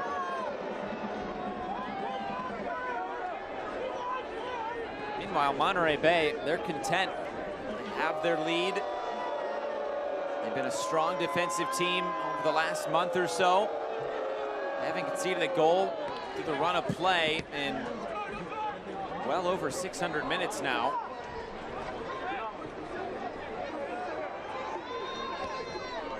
This is fired in towards the penalty spot.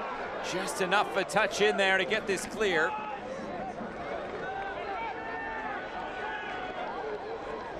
Keko, cross. There's Lacroix. Gets it right back into the middle. It's Gurr, and went for power and fired it out of play.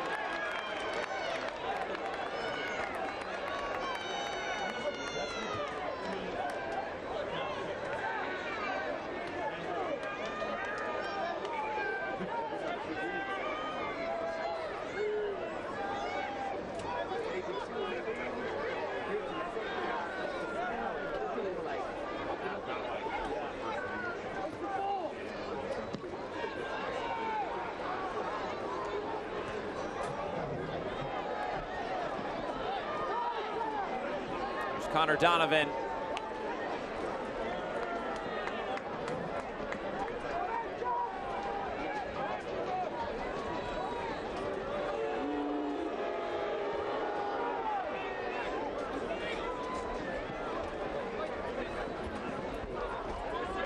Looks like Malik Foster, Zico Lewis preparing to come on. Here's Martinez trying to get end line. This will run all the way out of play. It is a goal kick. And a frustrating night for Douglas Martinez. There are the two alterations coming on.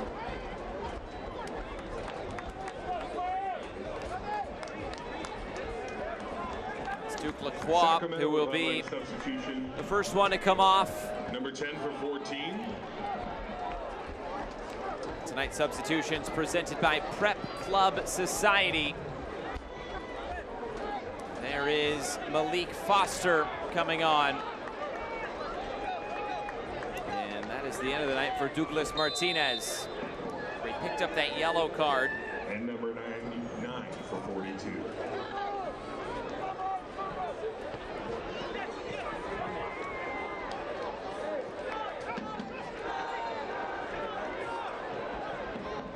Four goals and an assist so far this year for Malik Foster. Goal for Zico Lewis.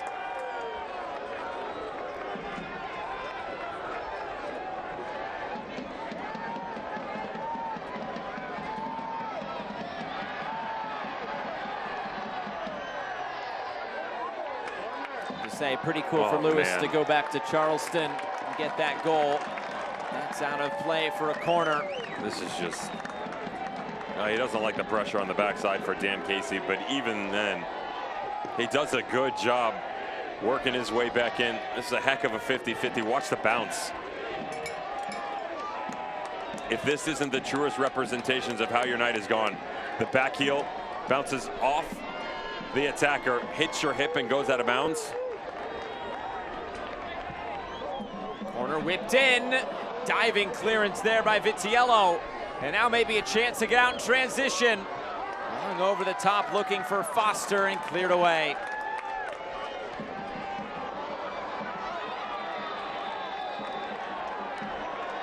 Challenge put in. It will be a yellow card. Looks like Keko in the book now.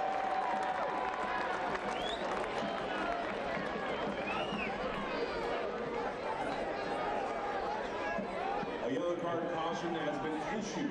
Sacramento, number 7. No, it's not just the challenge this time around, it's persistent infringement for Keko. You can't blame him for trying to step in, both literally and figuratively. Gotten himself in trouble a couple of times tonight. I like the multicolored hair tie though. Needed those when I played. It's whipped in, up into the air. Vitiello comes to claim it. You were a hair tie guy.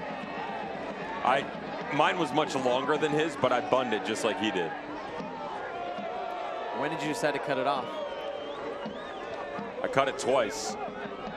First time I grew it long, I was probably 20 or 21. Wore it like that for a couple of years, probably 2. Cut it. When I left for Germany, it was probably down to just above my shoulders. When I came home, it was down to my mid-back. It was long. It was real. I'll show you a picture. It was really long. I mean, the bun on the back had weight. It was one of the, like, you carried excess weight because of the amount of hair and moisture that you would pick up during a game. Wow. But it basically looked bald because you wore it back in a bun and it's wet. It just slicked down. Like, there's no point.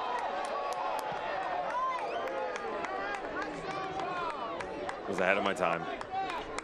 I guess.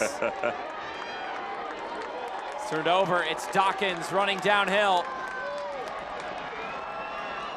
Dawkins chips this in towards Vitiello.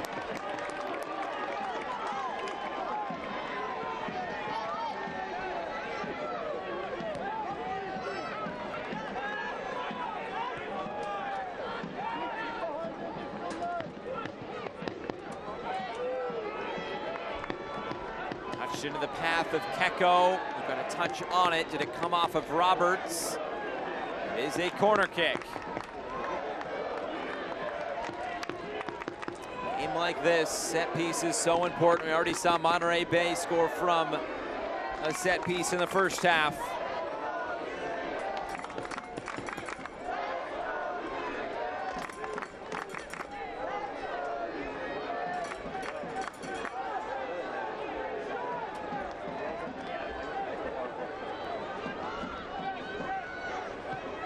Outswinger.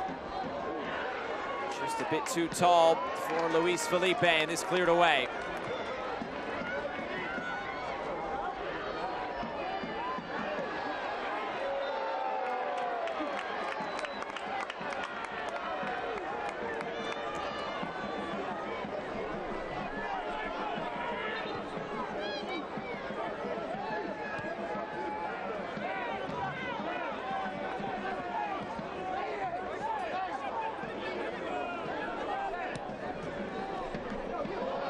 Nice played through. Valesky was cut off there by Connor Donovan. Down maybe a little easy.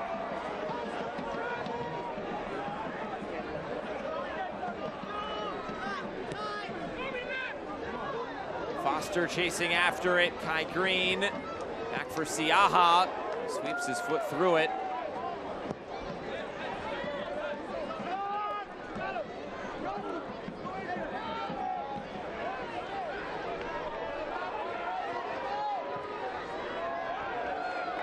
Okay.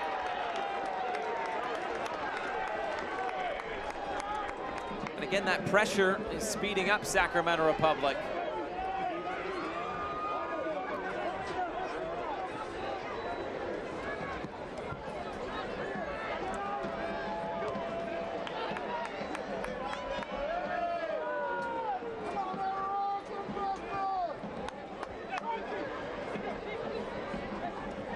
Lewis. It's cut off. Now Revelar running forward. He goes down. Referee thought about it. Now gives advantage the other way.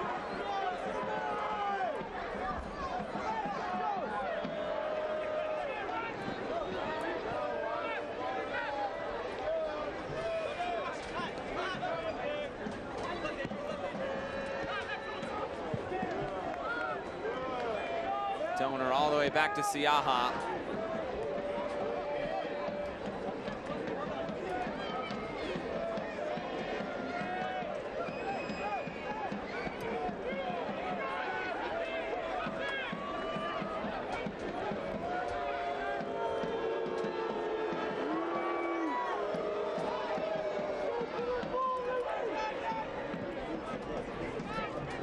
Lofted forward and too close to Siaha. I'll tell you one of my favorite things about Frank Yallop and this Monterey Bay team. He doesn't change a lot. Yeah. His substitution patterns, 2 and 3 guys a game. That's it. A little bit old school. I like it though. Don't mess with the chemistry, right? Especially when you've been on such good form. There is something to be said for sure about managing players and managing a game. And when you've had the good fortune of being the aggressor in the team out in front, that's a lot easier, right? But any team that I've ever played on that had success, most of those managers never really changed that much. And it's apples and oranges in terms of, you know, what Sacramento Republic are going through compared to what Monterey Bay are going through, for sure. But there's something to be said for the cohesiveness that you acquire when you go to battle with each other. And to be able to replicate that week in and week out, it's a very difficult thing to do. Monterey Bay has done so, and they've done it because they just don't tweak a lot of their pieces moving forward. So much of what we talked about this week with Frank Yallop was about chemistry. This team really starting to come together. As Villader gets the cross away, took another deflection, stays in play. I'll reference that conversation we had before their first game this season against Phoenix, and the roster wasn't very big, and he basically said, I don't really like a big squad, to your point, and they've really come together. Here's Keko to the end line, and it's out for a corner. Well, not only was it not very big, but some of the pieces that we're waiting on, substitutes or not. Remember, like Sekou Kone wasn't here right away. Yep. Briga Tiyama wasn't here right away either. And there were plenty of pieces that he had his eye on. And look at the ones that didn't work out. Hey, Robbie Crawford, I mean, that's a guy who many people would make an argument for in seasons past of being a guy that could have easily been an all-league player. Another Prep Club Society substitution is Sean Brown on for Keko. As Siaha pushes this away.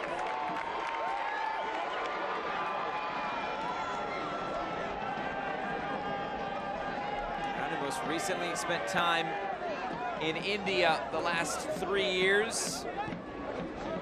Recently signed by Sacramento Republic.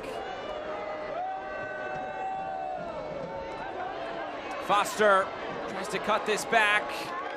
Monterey Bay get it clear.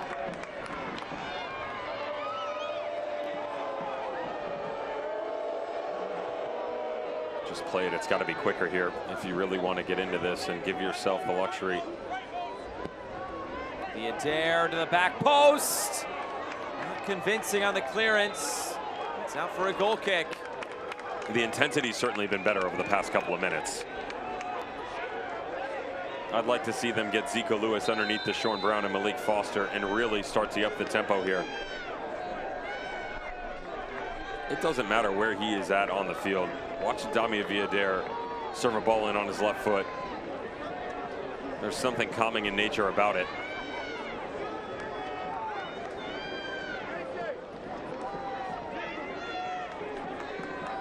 One hopes there's some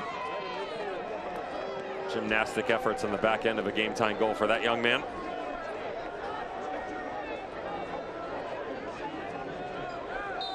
One of the all-time moments for Sacramento Republic in general. USL Championship. I mean, yeah, epic. There was a lot. I'm not sure John Polskamp will forgive me for the call, but well,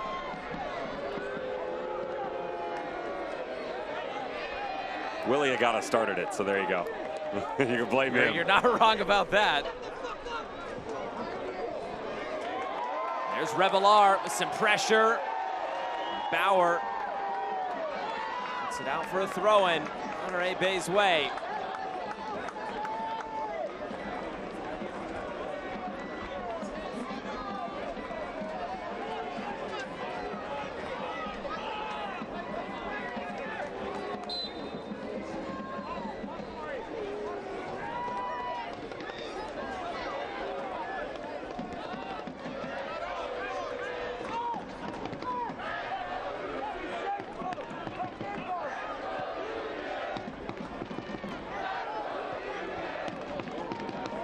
Here's Gleedle.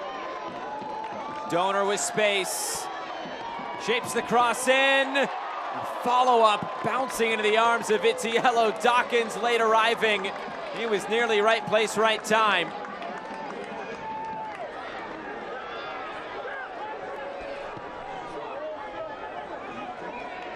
This will stay in play. It's Deshaun Brown.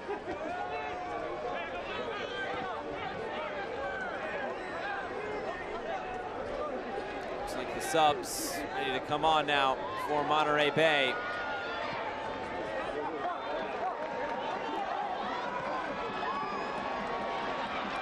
Long run for Valesky. Push in the back as Bauer goes down. Free kick.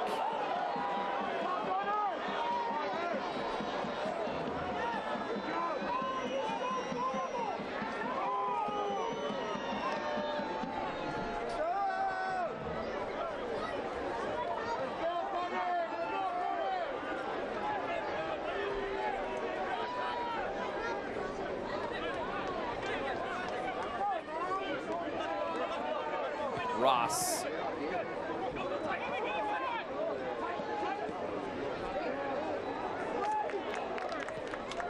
Does look like Jason Johnson alongside Sekou Kone will be the ones to come on.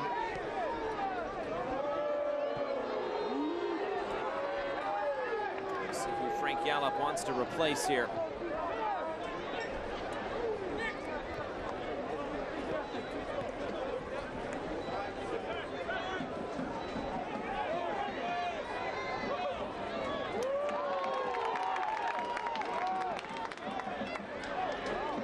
Thing simple enough. Sam Gleedle and Christian Valesky call it a night for the two of them. Fresh legs. Just outside 10 minutes to go. Finish the job off, in theory.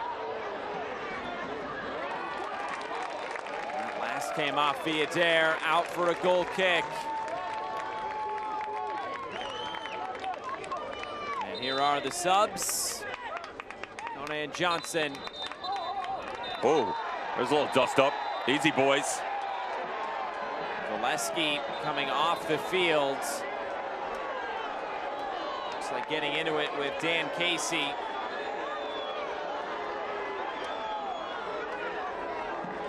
Well, the argument from Dan Casey is it's the nearest point, right? He wanted him to go off the other direction, but watch out.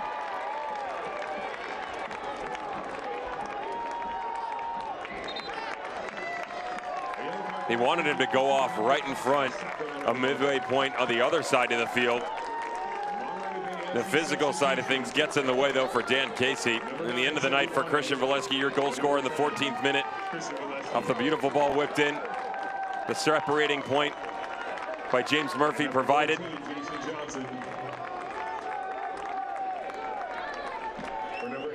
Looks like Simon Dawkins, the other one. These are Prep Club Society substitutions. Valesky also got a yellow card on his way out.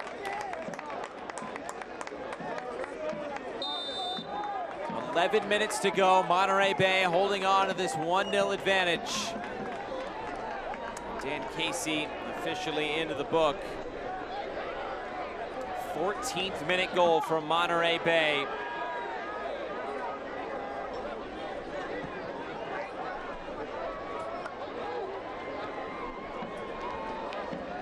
A team that has not given up a run of play goal since the 40th minute against New Mexico United.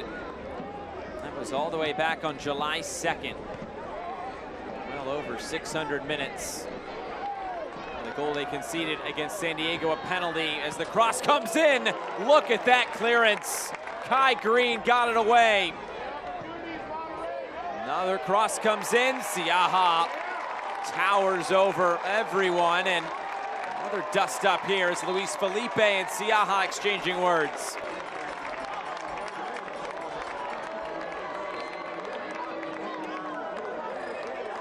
You can't blame Luis Felipe for challenging this ball. I would have done the exact same thing, and every goalkeeper is going to be upset about the fact that they want protection in here. Good little ball in by Zico Lewis, doing the exact same thing. This is going to be a 50-50 the entire time. Casey didn't need to get involved on one end, Anthony Siaha on the other. Republic substitution number 20 for number 19 and number 11 for number 24. A couple of subs. Emil Cuello, Matt LaGrassa will be coming on. The final substitution window tonight for Mark Briggs in Sacramento Republic. Nick Ross, the first one to come off. Connor Donovan, the other.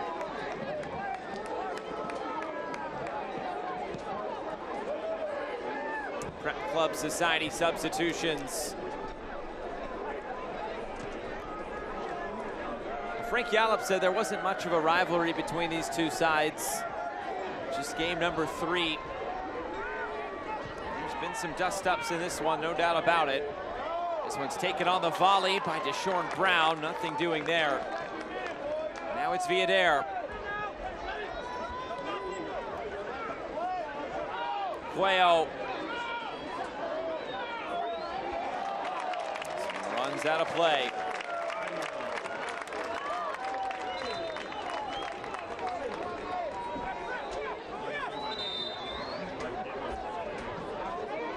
He went on a run last season, Emil Cuello. When he was with San Antonio, he had a couple game stretch mid-season that allowed the loan acquisition to take place for Sacramento Republic. And he was a target immediately for Mark Briggs in the offseason to bring him in on a permanent basis. If they can just get half of that type of production, I'm not talking about the metrics, but his actual impact on the game itself.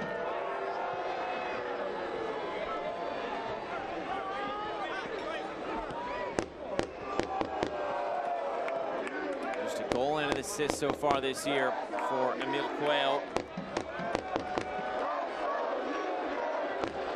So we're into those last few minutes. We talked about all those late goals, 9 apiece for either side in the last 15 minutes of games. Might there be another opportunity here? Jason Johnson, Kone's in the middle. Johnson is blocked down.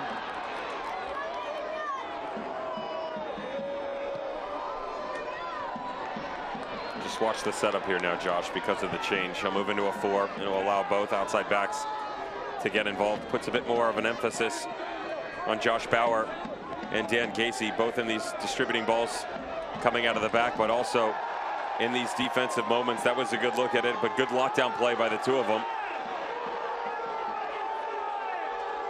And question's going to be, does LaGrassa sit next to Luis Felipe, or did they just let one allow to sit down underneath and push two higher?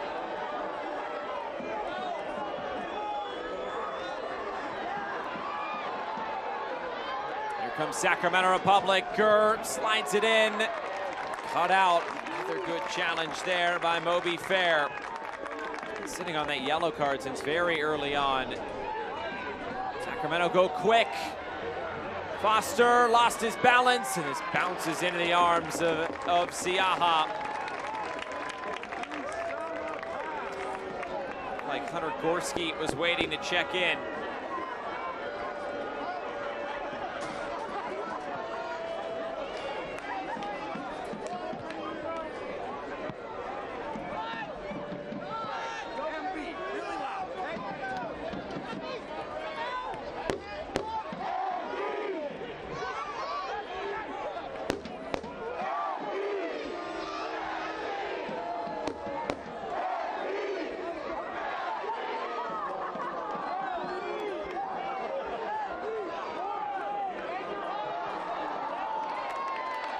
Dare lost his footing.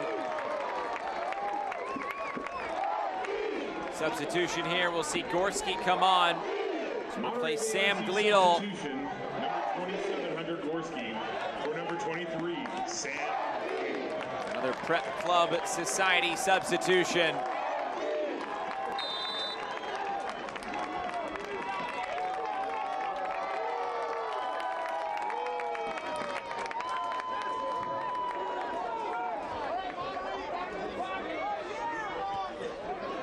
This should tweak their shape a little bit now, too. You would imagine Rebelar will come to the outside with James Murphy, Hunter Gorski, and Moby Fair locking down the interior now. I mentioned how we've seen a lot of different looks within the midfield three over the past couple of matches. The marvelous run. You mentioned the scoreless drought that has been in the best of ways. No goals from the run of play given up. 600+ minutes and counting.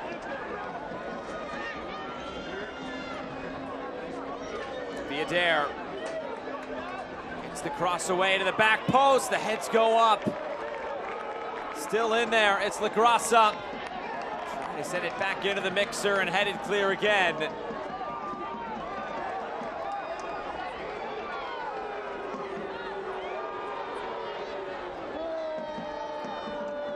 Bauer distributes wide and too far.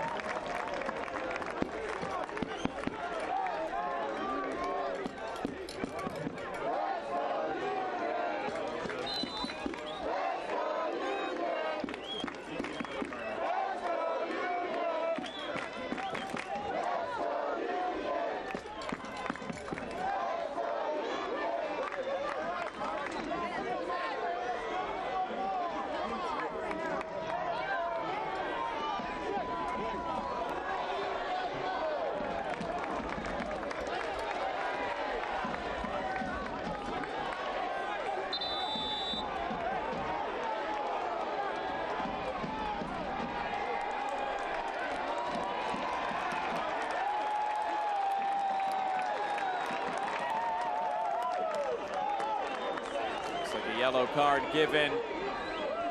Josh Bauer into the book now. A yellow card caution has been issued to Sacramento, number 6.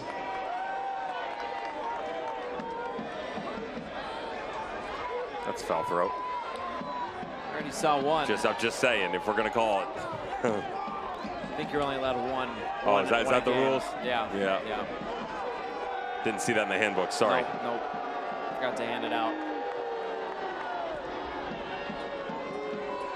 Joe Malfa must have it. Yep, he does. Not in the building tonight, so you know.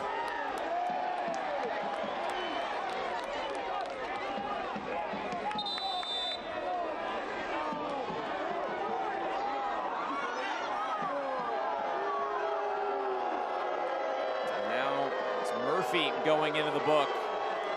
Yellow cards flying off the shelves.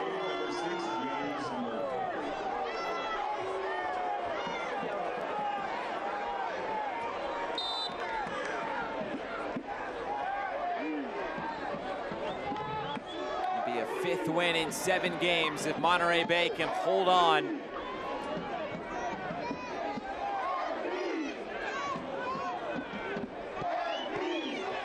Seconds plus whatever stoppage time remains. Revelar racing downfield. Put this one away for good. Cuello stepped in and won it back for Sacramento. Luis Felipe.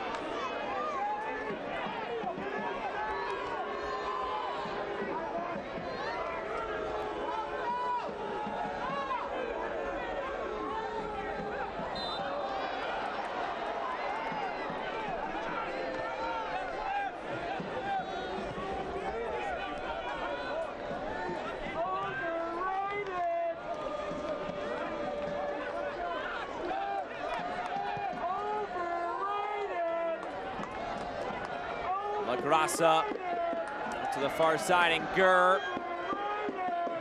Gurr's cross comes in. Roberts up to meet it.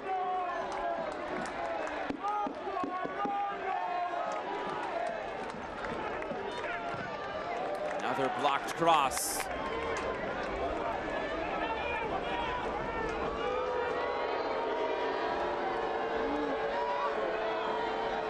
Viader. Lewis, and again met by Hugh Roberts.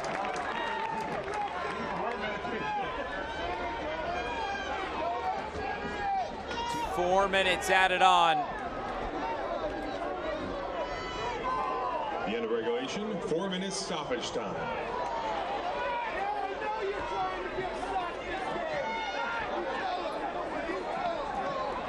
That's got to be quick. Just turn on a dime. Find a way. Take a touch. Have a go. Move it to the outside. Anything you can. It's just too slow. Now a chance in transition. Ball took its time to get out to the far side, and Johnson allowed white shirts to get back. And now a foul will go against Jason Johnson. He can't believe it.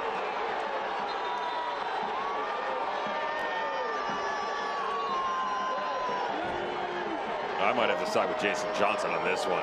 Real time, watch the touch. He looks to be the one out in front of this. Oh, it's difficult, isn't it? Yeah. The touch actually gets away from him. A great job by Malik Foster to close the space down and get in front of JJ. Grant Robinson got a yellow card as well in that process. 3 minutes to go. Crowd into this one. A great atmosphere tonight at Cardinale Stadium.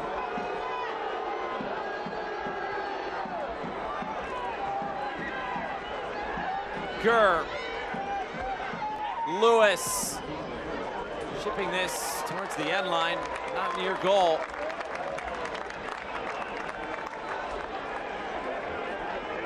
This would be just the second loss this year for Sacramento to California opposition in the 11th match against teams from the state.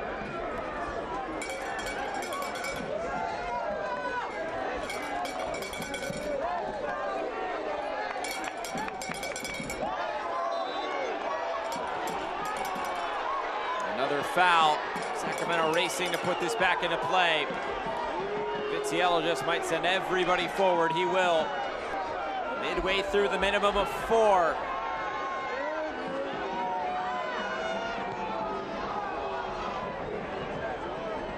Roberts up to meet it again. Gurr keeps this alive. Here's Viader for Jack Gurr. Floated in again. Header will take it to the end line and out of play. Just tick, tick, tick on the clock. That's a difficult ball to deal with if you're Emil Cuello. There's a runner behind him here. You wonder if you don't pull out of it and allow it to try and be taken down or knocked back across. Behind the scenes, will be fair. Put in a heck of a shift on the inside. He and James Murphy blocked down a ton of space on the interior tonight. Is it enough? 9 out of 29 for Sacramento Republic coming in league play. 31% of goals coming in the final 15 minutes. Is there anything left in the tank.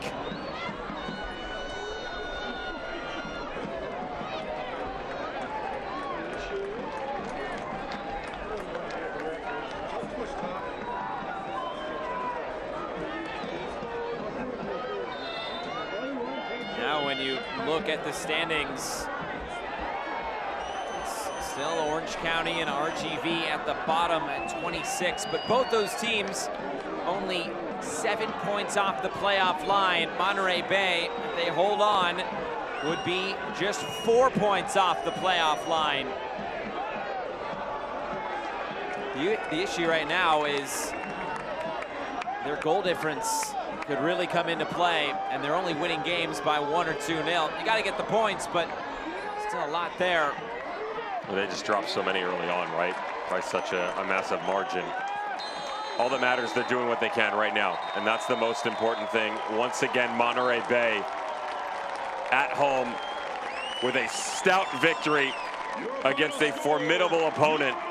In the blink of an eye, this team has gone from the bottom of the Western Conference, strung together result after result, 4 in the last 6. Just chalking up victories and 3 points left and right, and now are only 4 points off the playoff line. What a run this has been for Monterey Bay. Another clean sheet. That is their 8th so far this season. But that man right there, that's the difference. Christian Valesky's goal in the 14th minute, the assist from James Murphy, gives Monterey Bay the full 3 points, and it's their first win this season against Sacramento Republic.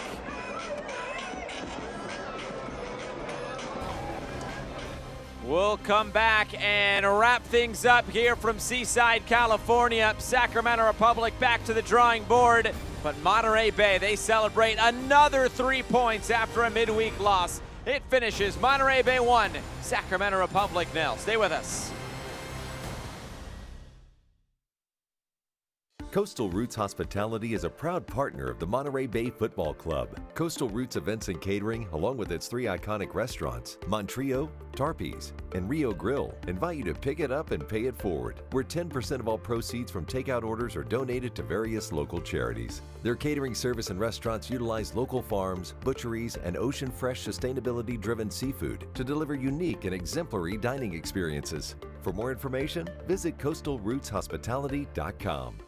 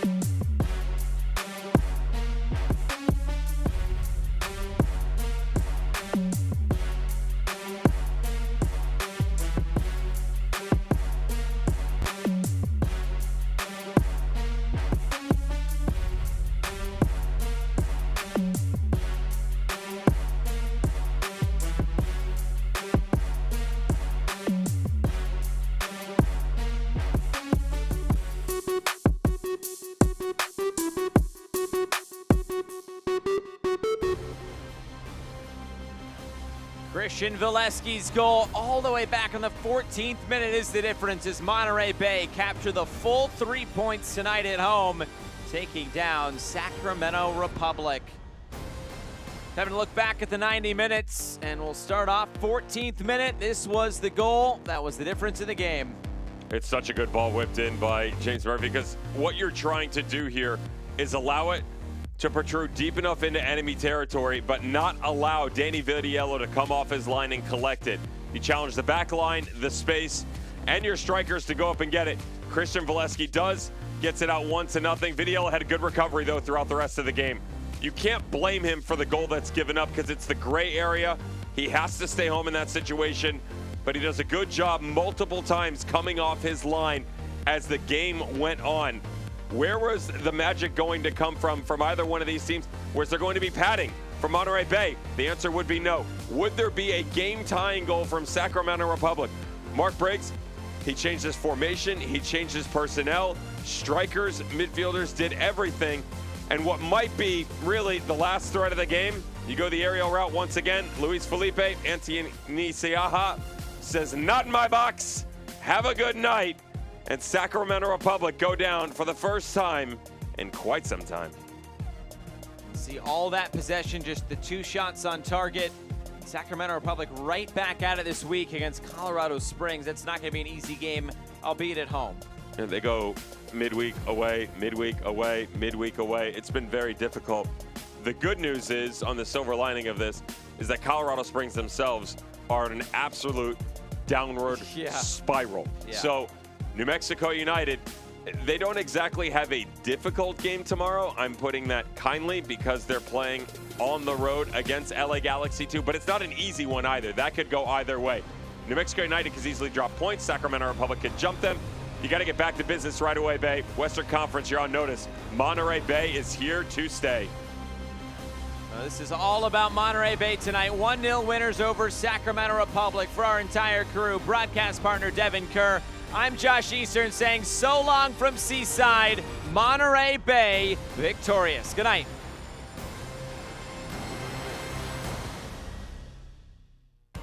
This copyrighted telecast of the United Soccer League Championship cannot be retransmitted, rebroadcast, or reproduced without the expressed written consent of the United Soccer League Championship.